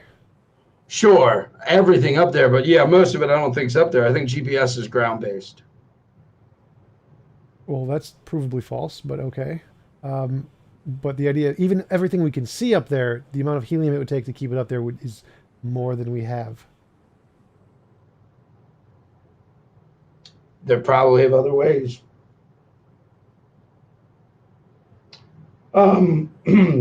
I haven't done the math on the helium, so if you're saying it's more helium than they're consuming per year, like I honestly just don't know. I haven't done the math. I mean, helium isn't really like a popular thing. Like we don't really use it for much. So the fact that they're the biggest consumer of it, it really isn't like huge. It's not a big deal. No, but if I believe that the world is flat, I've got to have some questions about satellites, right? Sure. So that's my only point. I'm not saying that I've proven all satellites are fake. I'm saying that a lot of things can be done by balloons that we assume are done by something in orbit. And I'm saying that a lot of things can be done by ground-based communication that we assume are done by orbit. Those are my only 2 points. Yeah, you can always explain things in different ways. The evidence is which one makes testable predictions that can be confirmed. That's what evidence is. Just the fact that you can explain something isn't evidence of anything. Like everyone can explain anything in lots of different ways. So does the flat Earth model actually make any testable predictions? I've got a few. We can skip to some experiments that I want to do. Specifically, I've done. Could you tell me like what specifically? Do you have like a model? Do you think there's a ice wall? Is there an edge? The ice wall seems to make sense to me. Obviously, the military is super interested in Antarctica. I don't see how the flat Earth can be true without there being a firmament or a dome over it. So that definitely makes some sense to me. But that's a testable prediction. That would be a great testable prediction if we could like fly to the edge and see the ice wall or hit a wall. That would be great. Great. Yeah, that would be great. So, but you could. We can't do that. Well, we can actually. Like I actually looked up the cost to buy a ticket to Antarctica, and you can just go there. yourself? Yeah, so it's like $7,000 for the cheapest cruise, and it's like 49,000 for the one that actually takes you to the South Pole. But you can't leave exactly where they tell you you're going to go. You're not allowed to roam around Antarctica. I'm not allowed to take an expedition crew to Antarctica. It violates the Antarctic Treaty, and any of the 70 countries could just throw a red flag. And even if I did get my permit that takes over $1 million to apply, I'm not allowed to bring animals to traverse, and I'm not allowed to bring fuel. So, like, there is no way with the Antarctic Treaty in place that I would legally be allowed to do it. If coronavirus is going to bring the world to an end and I can build myself a boat, you better believe it. I'm doing it, Tom. I swear to you, I'm going. You could. You literally could. Like the Antarctic Treaty, no one's going to stop you. No one cares. The U.S. military will not stop you. I mean, I've already looked this up. You can just call them and go. Like, you just call them. Ticket. You can bring a car. You can bring fuel. You can do whatever you want. Like, not even an issue. That would blow. Then I'll do it. Like, if you tell me the number, I guess if I just have to call them. To Arctica. But yeah, here's some testable predictions that I've got and things that I want to observe and other experience I want to do. I'm a little locked down because I can't really travel, and the southern hemisphere is where a lot of my interest lies. So I've had this one idea that I've been toying around in my head for ages, where if I could find the equator perfectly and I could travel ideally in a perfect line west or east, in the flat earth model, I should start to veer southward. But in the globe earth model, I would completely stay on the exact same latitude. So the idea would be able to go somewhere perfectly on the equator and traverse maybe about 200 kilometers so that I could see if I've gone in the southern direction. The problems I don't really know how to answer yet are: how do I truly identify the equator? Should I use the sun, like go at the solstice in June? Should I use GPS, which I obviously, if I think the earth is flat, I've got some questions there. And then how would I determine my latitude at the end? So those are some questions I've got about there. Another idea that I've had, which I think would be easier to verify, would be going south in the southern hemisphere for long enough. On the globe model, you'll should get closer together. Yeah. On the flat earth, you should get farther apart, right? Yep. Like that should be something that's pretty easily to verify, minus corona. So this is one that I'm really thinking in my head. If I can go to Indonesia, which I've got some friends there, but maybe that one's not far south enough for the math to be simple, because it might be too minor. Maybe I have to go farther into the hemisphere. Yeah, just have somebody from America and somebody from Vietnam, and you could both go north or something. How would we measure our distance if we did it that far apart? I was thinking we would need to use radio signals between us to measure distance. So if we're like totally across the world, obviously I don't trust GPS, right? Because I think GPS is I don't think we would need to measure distance. I think we would just need to measure direction. If we can say we both go north or both go south, either way, and we agree on north and south, we'll eventually meet. And I think that's going to be pretty good evidence. Well, north, I mean, like in the flat earth model, you would be able to meet north. We'd both meet at the North Pole. So it'd have to be south. But once again, the idea feasibly for the experiment wouldn't be us try to go all the way to the very middle of the South Pole, where no human being minus military has ever seen. It would be easier you don't need to go to the South Pole. What you need to do is just, assuming the world is round or whatever, and say if we go south, which like a little bit towards each other, we'll meet at this point. You can know, like, if the world is we'll know where we will meet. I see. I see what you're saying. So actually reverse the math from where the end point is and then start to walk from your starting point so that you'll meet at the same point, as opposed to constantly monitoring your data all the way through. Yeah, you can just make a calculation and say if the world is round and we go at this way south, and we go south plus or minus 15 degrees or whatever, we'll meet exactly at this location. Yeah, that's perfect. That's great. So what I would need to look in there to finalize that experiment, which is one of the foremost on my head. I hadn't thought of that one before the virus hit. So now I can't travel. I can't go south. I can't go southern hemisphere. Is Vietnam shut down for the virus? We can't. I couldn't get back in. So our lockdown's actually pretty easy, and I could leave my home and go away, but they would never let me come back as an American. Gotcha. That would be the only reason. But I like what you're talking about, designing it reverse from the ending point. I think that's something that's great. Another thing that I think, because flat earthers believe the sun's going over a flat plane, and the only reason that it doesn't change size as the perspective change would need to be like a lensatic manipulation of the atmosphere. What doesn't So change size? the sun through the day stays pretty much the same size all the way through the day. Why wouldn't it?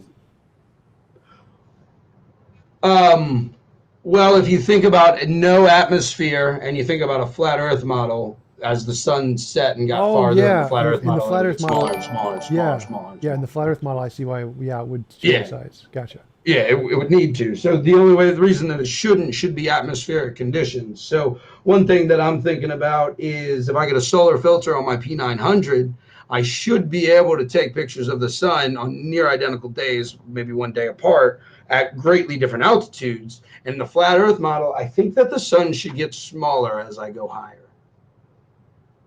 And I think the moon should as well, actually. Yeah, that'll be interesting. So that's one that I want to do. So I've outlined how I could do this in Vietnam. I don't think I can do it from a plane because I don't think that a plane would be stable enough. So I think mountain is my best bet. The tallest mountain in Vietnam is 3,000 meters. So I don't know what this is going to be, but this is something that I plan to do once the rainy season ends. Something I'm really looking forward to, going up there, taking pictures, Well, here's a and test. trying to Here's see. a test for you. What do you think, based on your calculations, what would the difference be between the tallest mountain in Vietnam versus Everest or K2? And you could test going to both and seeing if the difference matches your calculations. There's a lot that I still don't understand to make that prediction yet. I definitely would like to be able to make that prediction. And there's more that I need to study from that. So all the photography I have of the moon of the sun right now is from other people because I don't have a solar filter. I'll be getting that pretty soon though. So some people are telling me the sun does actually change during the day very slightly, and some people are saying that it doesn't. I want to get my own solar filter and test that myself, and it's so negligible that there's so many questions I have about could it be atmospheric distortion? There's so many unknowns about that one that I want to get my own photography on there. So I think I need to learn a lot about solar photography before I can make that prediction. Yeah. And there's a question. Josh Wayner asks, can Josh explain ground-based GPS technology? How would that triangulate and give us altitude? The altitude is something I'm not so sure. That's a really good point. Okay. Now the altitude for GPS I know is pretty notoriously wrong. At least the one on my phone is. And planes have altimeters. They don't really rely on GPS for altitude. So I haven't really given a serious consideration just in the triangulation of the location. Remember that I think he meant like latitude or longitude. Oh, okay. Then I would just talk about how Wilbur Voliv sent a radio signal all the way across the Atlantic before the discovery of the ionosphere. So if the Earth is flat, a relatively small tower can communicate signal very, very, very far if the Earth is flat. The altitude, I wouldn't know how they triangulate that. But all I'd need is 3 towers that can hit your location. I used to work search and rescue for the auxiliary of the United States Air Force called Civil Air Patrol, and we used to do triangulation on the emergency locator boxes inside aircraft. And all we would need to do is put our antenna on our roof in 3 points, 2 if we were lucky. But once we got 3 points, we could draw it on the map and know exactly where that ELT beacon was coming from. So it's really not hard to triangulate based on land base, and I've done it countless times. Okay. This was one that you were talking about that in one of your debates that really got me thinking. But then when I started to do research, because I remember from elementary school, we were taught that as you get farther away from the Earth, you should weigh less. And so I started trying to look in for what that formula was, and that was way more difficult than I expected that to be. I've only spent a couple of weeks looking on this one, so I'm certainly not finalized, but it would be a weird phenomena for an explanation to in the flat Earth if weight greatly changes at altitude. So I was wondering how I could observe that and how much or how high I would need to go to. So I found this guy, Ray Claiborne, who I have no reason to suspect he knows anything at all, who said that at 10,000 feet, it should be 150 pounds to 149.92. That's not all that hard to weigh. I could measure that just going up a mountain. Yeah, they actually. So I'm interested. They do those experiments on YouTube. There's a bunch of those you could just copy and test to see if they're right. Oh, that would be great. I didn't even think to search YouTube for that one yet. I was looking for a mathematical formula and found nothing. Oh, and there's That's also cool. another So question for you, Joshua. Why do you believe the government that the pandemic is real? Do you believe in the I believe I'm not allowed back in the country. No, I think he's government's- asking like, do you believe because there's a lot of, in America, there's a lot of people who think it's a conspiracy by the government and that COVID's not real. I think it's definitely exaggerated by states that are trying to make Trump look bad. I think that they're doing PCR tests and they're finding people with coronaviruses. So, but that could be the flu and the cold. I don't know. I looked at the total death numbers from the CDC as of July 31st, and 1.58 million people had died. If you divide that by 7 and multiply it by 12, it's 2.6 million are targeted to die all through 2020.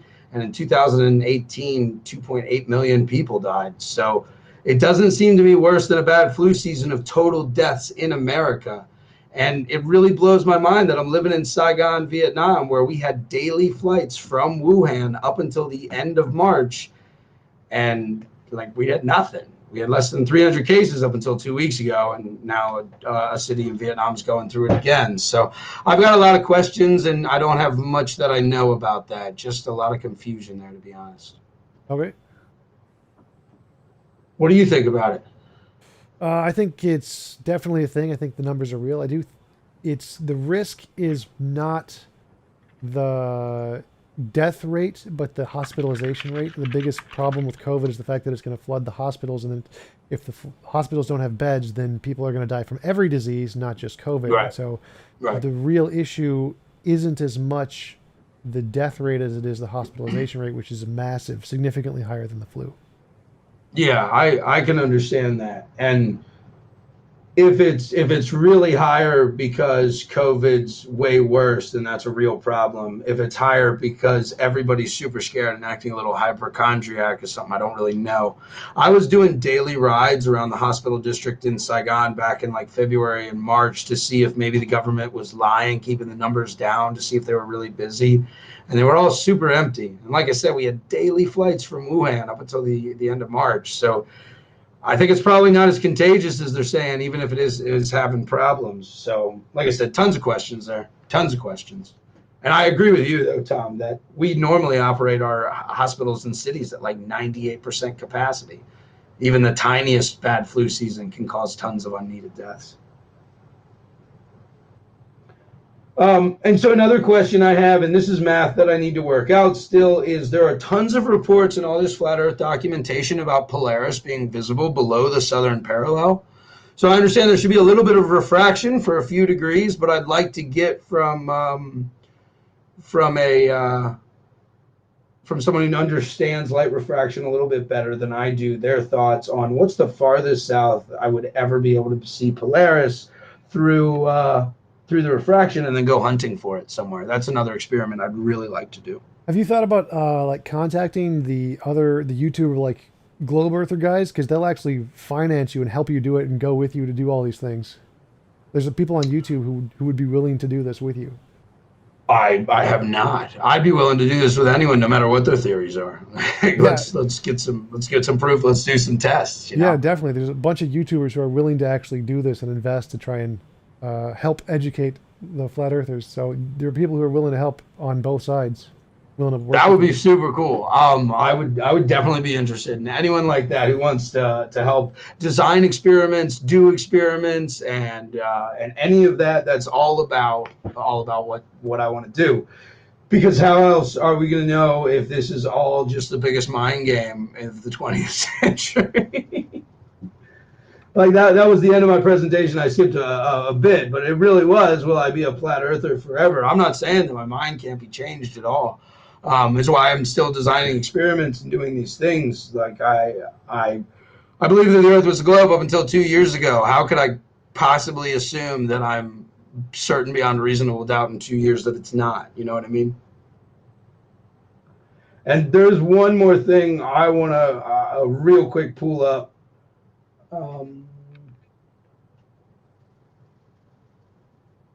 Because this is some things that I have been doing myself, going down.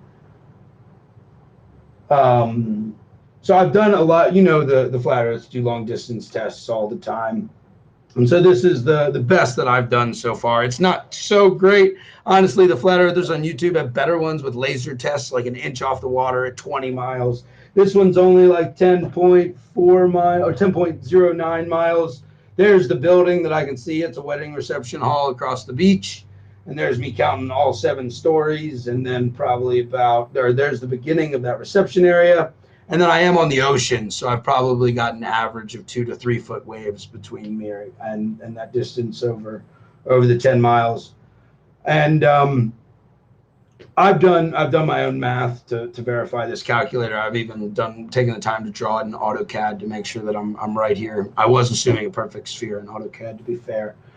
But there definitely is this constant phenomena that we see too far, and that really does bug me. I've got my P900, and I see things that are way too far away constantly.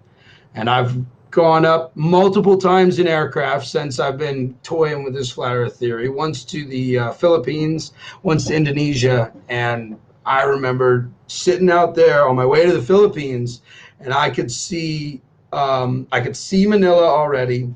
I could see Indonesia, and I could still see Vietnam. And I know that there should be hundreds of miles of curvature, even at 30,000 feet, and I should be missing that. Like, I was seeing over 500 miles. I sent you I put a link in the video of Vsauce actually explaining the curvature of light around bodies of water. I'd like for you to take a look at that. I also got a question for you. How does Josh explain maps made before the 1800s that demonstrate the Earth is round, since they could not make accurate maps without latitude at the time? I can only think of globes made before 1800 that were round. I can't think of any maps that were made before 1800 that were round. I can think of a couple that were certainly laid out in the AE, and I can think of tons that are super sectional. I can't think of any map that any naval captain, or there were no pilots. Oh, there were airship pilots in the 1800s, so I guess I can't think of any map that any airship pilot or naval captain would use that was a sphere. That would really blow me away if I could see that. I think they were modeled that the world was a sphere, and they used that to calculate direction that they were going in. That was kind of the point. I think that the Navy captains have been using the exact same thing to calculate their charts forever, and I think they've all been flat maps. Oh, I think my presentation PC just died. Oh, run out of batteries? Yeah, I didn't plug in my laptop. Oh, that's too bad. Well, yeah, I sent you a video from... What's this? Oh, yeah, this is explaining how light curves around water. Well, it's specifically about just moving kinds of illusions, and one of the things it addresses is how light goes around water, and it uses the Titanic example of why they couldn't see the iceberg until it was too late, and why the other ship didn't see them until it was too late. So it gives an explanation of the way cold air and warm air can diffuse light to cause the curvature of light around large bodies of water, which is what explains many of the different flat Earth tests of over large bodies of water, why it looks flatter than it is, because of the temperature of the air and the currents. Totally agree with that. I've been studying mirages only for about 3 or 4 months because I just got my camera. Actually, my family bought me the P900 to shut me up about this flat Earth nonsense, right? Oh, that's like the flat Earth camera of choice, right? Yeah, exactly. So and I've definitely demonstrated that quite a bit, and I'm still learning that. So I bet that video will be really helpful because I'm taking constant measurements of the air. And since it's Vietnam, the temperature here is super predictable. It's nice being on the equator. Like it's either raining or not, but besides that, the morning comes in the same every day, heats up the air the same day. So my understanding is that in order to raise an image, you would need colder air under warmer air, which I haven't yet seen in that Vung Tau Bay that I took a picture of. What? No, it's would be the temperature of the air would be the temperature the light is going through. So it wouldn't need to be above. It would be like it would go from an area of cold air to hot air, and that would reflect the light, or it would go from an area of hot air to cold air. Right.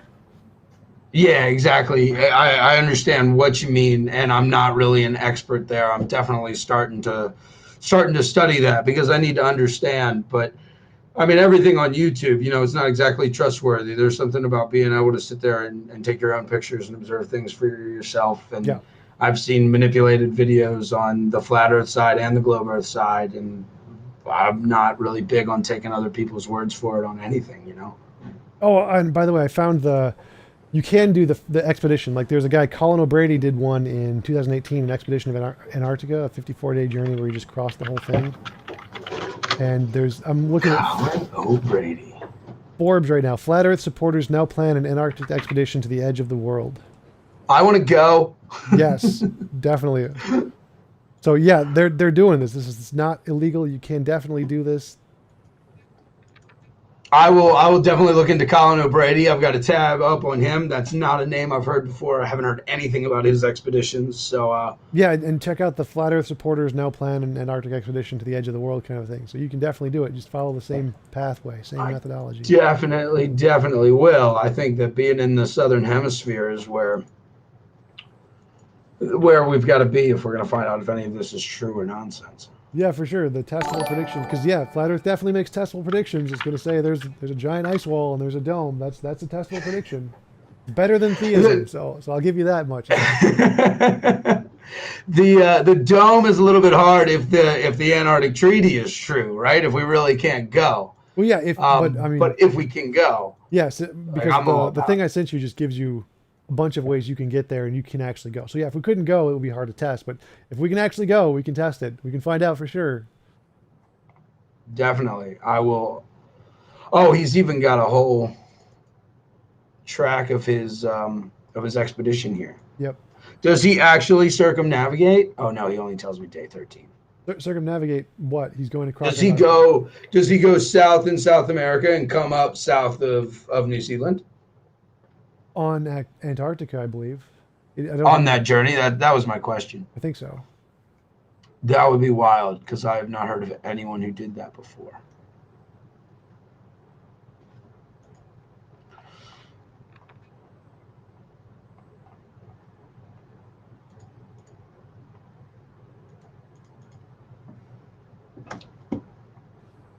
That's very cool.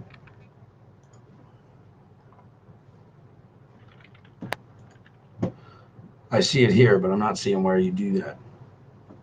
And you said there's flat earthers playing in that. Did you send that link? No, I'll get that one. It's just Forbes. You just Google Forbes, flat earthers plan to an expedition in Antarctica. It should pop up. Yeah, I do see it. Got it. Pre-corona times. I'm kind of surprised I haven't heard anyone about this. Or anyone talk about this yet.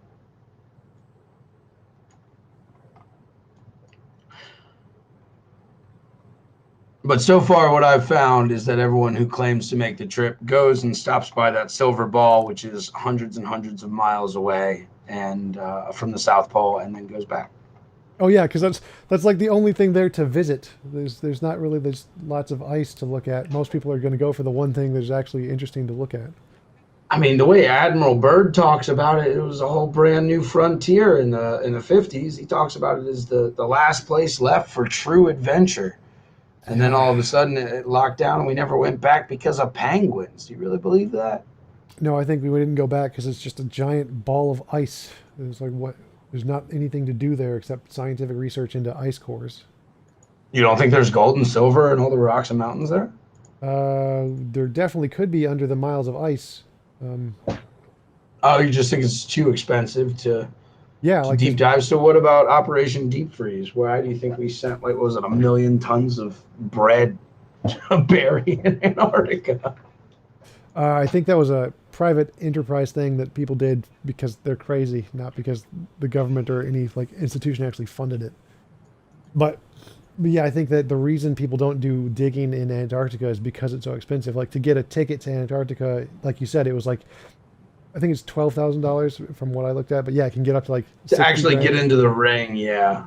So just to do that costs that much money. Whereas to buy a ticket to Africa, where there's tons of gold and stuff to mine, you can get one for like less than $1,000. So it's much cheaper to do it there, and much cheaper to ship it across the ocean in the warm weather than the cold weather. It takes less equipment, so it makes a lot more sense that you do the mining in those locations, and it'd be a lot cheaper than to try and actually dig it up in Antarctica.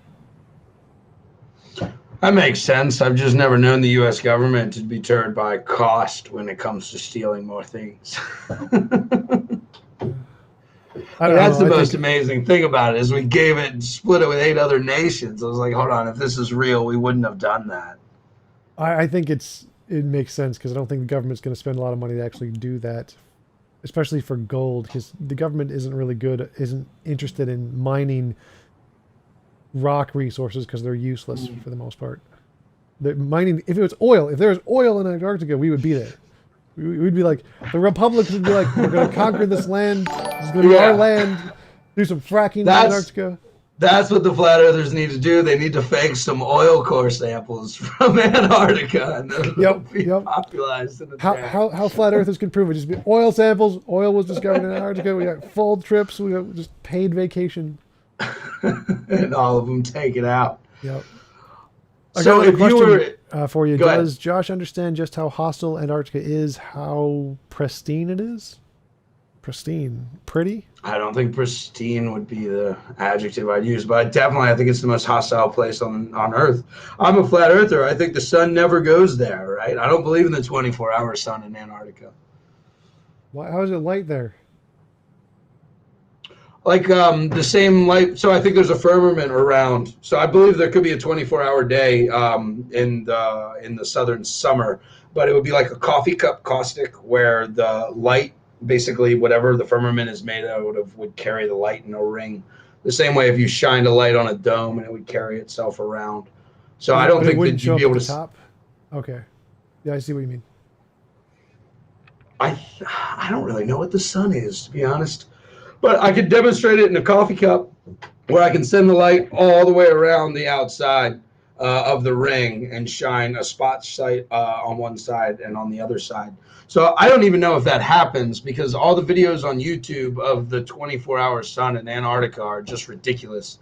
The sun's either CG or the clouds are the same at the beginning of the end, or the sun, like there's a pole, a street sign, and once the sun goes behind it, it's completely eclipsed. Like they're all got problems, and the one that the U.S. military gives out misses like 8 hours every day, and so I'm really confused. Oh, I think it cut out. Connection interruption. That I've seen that faked a bunch of times. I don't know if a video would do it. I think I'd need to be there to believe that one. Yeah, for sure. I think that's perfectly reasonable. I think you can definitely test that too. That you should be able to test just by going to Antarctica. You shouldn't need to go to the center to be able to see that. Yeah, I should just need to go on December 21st. Yeah. As long as I go on the winter solstice, I should be able to see that. Well, I've heard different things. It seems to me that the reigning globe theory is anywhere south of the 60th parallel, you should see a 24-hour sun on December 21st, right? I have no idea. I haven't looked into it. Oh, okay. They disagree about even that, so it gets frustrating.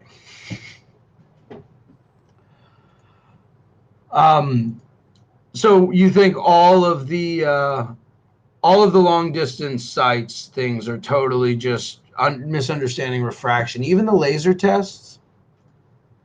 Yeah, lasers are light too, so lasers are also affected by refraction. But I think that most of the flat Earth ones, yeah, they're all just misunderstanding the math of the refraction. But there should be a way to make an experiment, check the temperature through the medium that the light traverses, and rule out refraction, right? Like that should, if you're saying refraction is pulling it up, we should still be able to design an experiment that would at least account for that. Yeah, definitely. right? You can just have ships along the way measure the temperature and just do the calculation that way. Yeah, I don't think that would be very difficult either. Especially here in Vietnam, where I could get fishermen to help me. They wouldn't care. They just take some money, make some cash. And so if you measure the line consistently, you wouldn't even need to do that long. There was one video on YouTube of them doing it on a frozen lake, and that was the whole point, was they were supposed to measure the temperature, but then they didn't measure the temperature. And that one really irritated me. So if you were to design the ultimate experiment to shut the flat earthers up, what would you do apart from some of the ones that I've already named and been hammering out? Because honestly, that's really what I've been looking for. Is I'm reaching out to other people. I'm trying to find other people to help me make predictions, design experiments. How can we know this for all? Well, I think the simplest way is the one I talked about earlier, where we just, if we imagine the world is round and we go south, like not perfectly south, but south towards each other, like a certain number of degrees, we should be able to make a prediction that if the world is round, we'll meet closer than if the world is flat. And so we should be able to know where we're going to meet and predict that way. And I think that's the best way to show that the world is definitely round. Other than like just taking you to space or going to Antarctica, those are fun ones, but more expensive. Yeah, definitely. Those are super expensive. That one's a lot more feasible. I don't have to go that far to get south of the equator once borders open up. Yeah. Anything else that you've been dying to say to a flat earther, that just test this, just measure this? Oh, there's a lot of tests you could do. Like the one, I like the one with the pendulum, where you build a gigantic pendulum. You can place it on different places on the Earth. You can measure how far it spins off its axis. It doesn't just go straight back and forth. That one's a really good one. I like that one. I looked into that one, and the YouTube experimentation that I saw made me believe that I was destined to failure on that, and the response that I would be told was it was always because of my joint. So the socket that you need that can freely rotate the pendulum apparently starts to get into the multi-thousands of dollars before they say that it can accurately test it. I was a little heartbroken when I realized the Foucault pendulum in the National History Museum in DC that I'd been seeing my whole life actually has a motor at the top to make it swing the right direction. They didn't bother to spend the money on the proper ball joint. Another one would be the fact that Venus and Mars go in front of the sun. That's a pretty good one. I've just started really to dive into those transits because that's not something that the ancient philosophers wrote about, and that's kind of where I started my journey going forward, because everything that the ancients could do, I can do. So, I haven't really gotten a clear understanding of where the prediction methods are for these traversals so that I can set up to see one. But yeah, I definitely want to see that. There's Venus and Mars, both should be predictable, I think. Yeah, you should just be able to Google it and say, when will Venus and Mars go across the sun? It should be predicted by general relativity, by the way. You know exactly when it's going to happen. I have gone into a dead end. I will keep looking on that because that's something I want to take a picture of. The photography is really important to me, and to get my own. And especially because the Venus transversal is how the globe theory currently came with 93 million miles to the sun, isn't it? I think it's one of the ways to calculate. I don't think it's the original way to calculate. I think the okay. The speed of light is. That was one of the verifications. Yeah, one of the ways. Yeah. There's a website that has like 100 ways to show the world is round, it isn't flat, or something like that. All those giant lists I've seen have been silly ones, like they're talking about Aristophanes, and I'm like, or east and west circumnavigation proves that. Well, there's a specific galaxy that you can only see in the southern hemisphere, I think, and you can go to the northern hemisphere, and if the world is flat, you should be able to see it because it's a lot closer than the other things that are farther away that you can't see. I see. That's interesting. That's a good one. Let's see. That's one of the reasons I was thinking Polaris would be a good one to check if I can see it south of the equator, because it's bright and it's always there. Yeah, for sure. And this one's the same kind of a thing. See if I can find it. The Sagnac effect is another one where you can measure the rotation speed of the Earth. Like if we're on a flat disk and if it's spinning, then the rotation speed should be greater on the outside next to the South Pole than at the North Pole, where it'd be less. Whereas if it were on a sphere, it'll be the greatest at the equator and less at the North Pole and less at the South Pole. But I think that the aether is spinning above the Earth. I don't think the Earth is rotating. Oh, we can actually Like measure. whatever. We can measure the rotation of the Earth using the Sagnac effect. There's ways you can actually measure that we are definitely. How can you measure that besides besides like a laser gyroscope that's going to show like 12 to 17 degrees per hour depending on where and when and who makes it?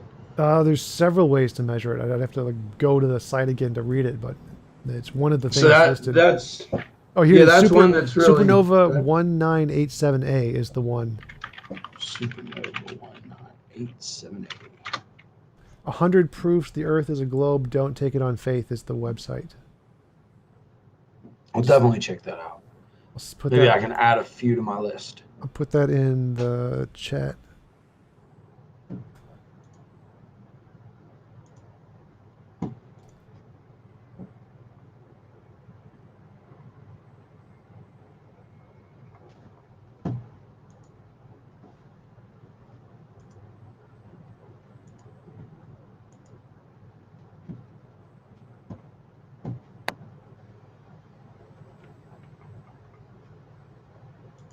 Taking a look at this now.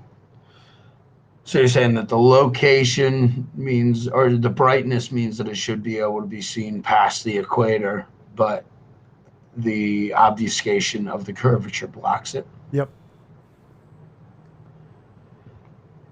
Oh, this is cool because if it's in the southern, it's a test that I can do without leaving Vietnam. And that's definitely my favorite kind of test right now. Well, I mean, you'd have to test it in the south and in the north to show that. True, but I can begin the observations. Definitely true. Definitely. Yep. Oh, the Mescata.net 100 proofs. Cool. I'll definitely go through these. Awesome. Cool. Well, Tom, I really do appreciate your time. I think our 2 hours is over. It's been a really good conversation. Yeah, actually, I really enjoyed talking to you. You're a lot more open-minded than the other flat earthers I've talked to. You're like, oh God, freaking Witsit gets it. Nathan Thompson. I actually met Nathan Thompson in person once. We talked in Texas. That was pretty fun. Is he the same personality in person as he is on YouTube? Yeah, he's the exact same the whole time. Yeah, I saw your name of the video was goading him out, asking him why he won't come on and debate you. Yeah. I challenged him to a debate on modern day debate, but James said he was too afraid to do it. No. Oh man, just putting that out there. James said that. Yep. That's great. Oh, that's funny. If you want to have me back on, I'd love to talk about the moon and the ISS because honestly, there's not even a flat Earth conversation if you don't start there. Because you're right. If we've been to space, this is all nonsense. Yeah. I think the fact that we can see it up there is pretty good evidence. We can do measurements and calculations to get the size and accuracy to know it is. Like we can just compare it to a plane. We can look at a plane that's going across the same essential distance, then calculate based off of the plane size and speed. Yeah, it's definitely got to be higher than a normal plane. I don't know what it is, but I can show you the reasons why I don't think people are living in it. All right. Well, yeah, it was great talking with you. I'm going to get some food. I'm getting pretty hungry. Cool, man. Thank you. Have a wonderful evening, Tom. You too. Talk to you later.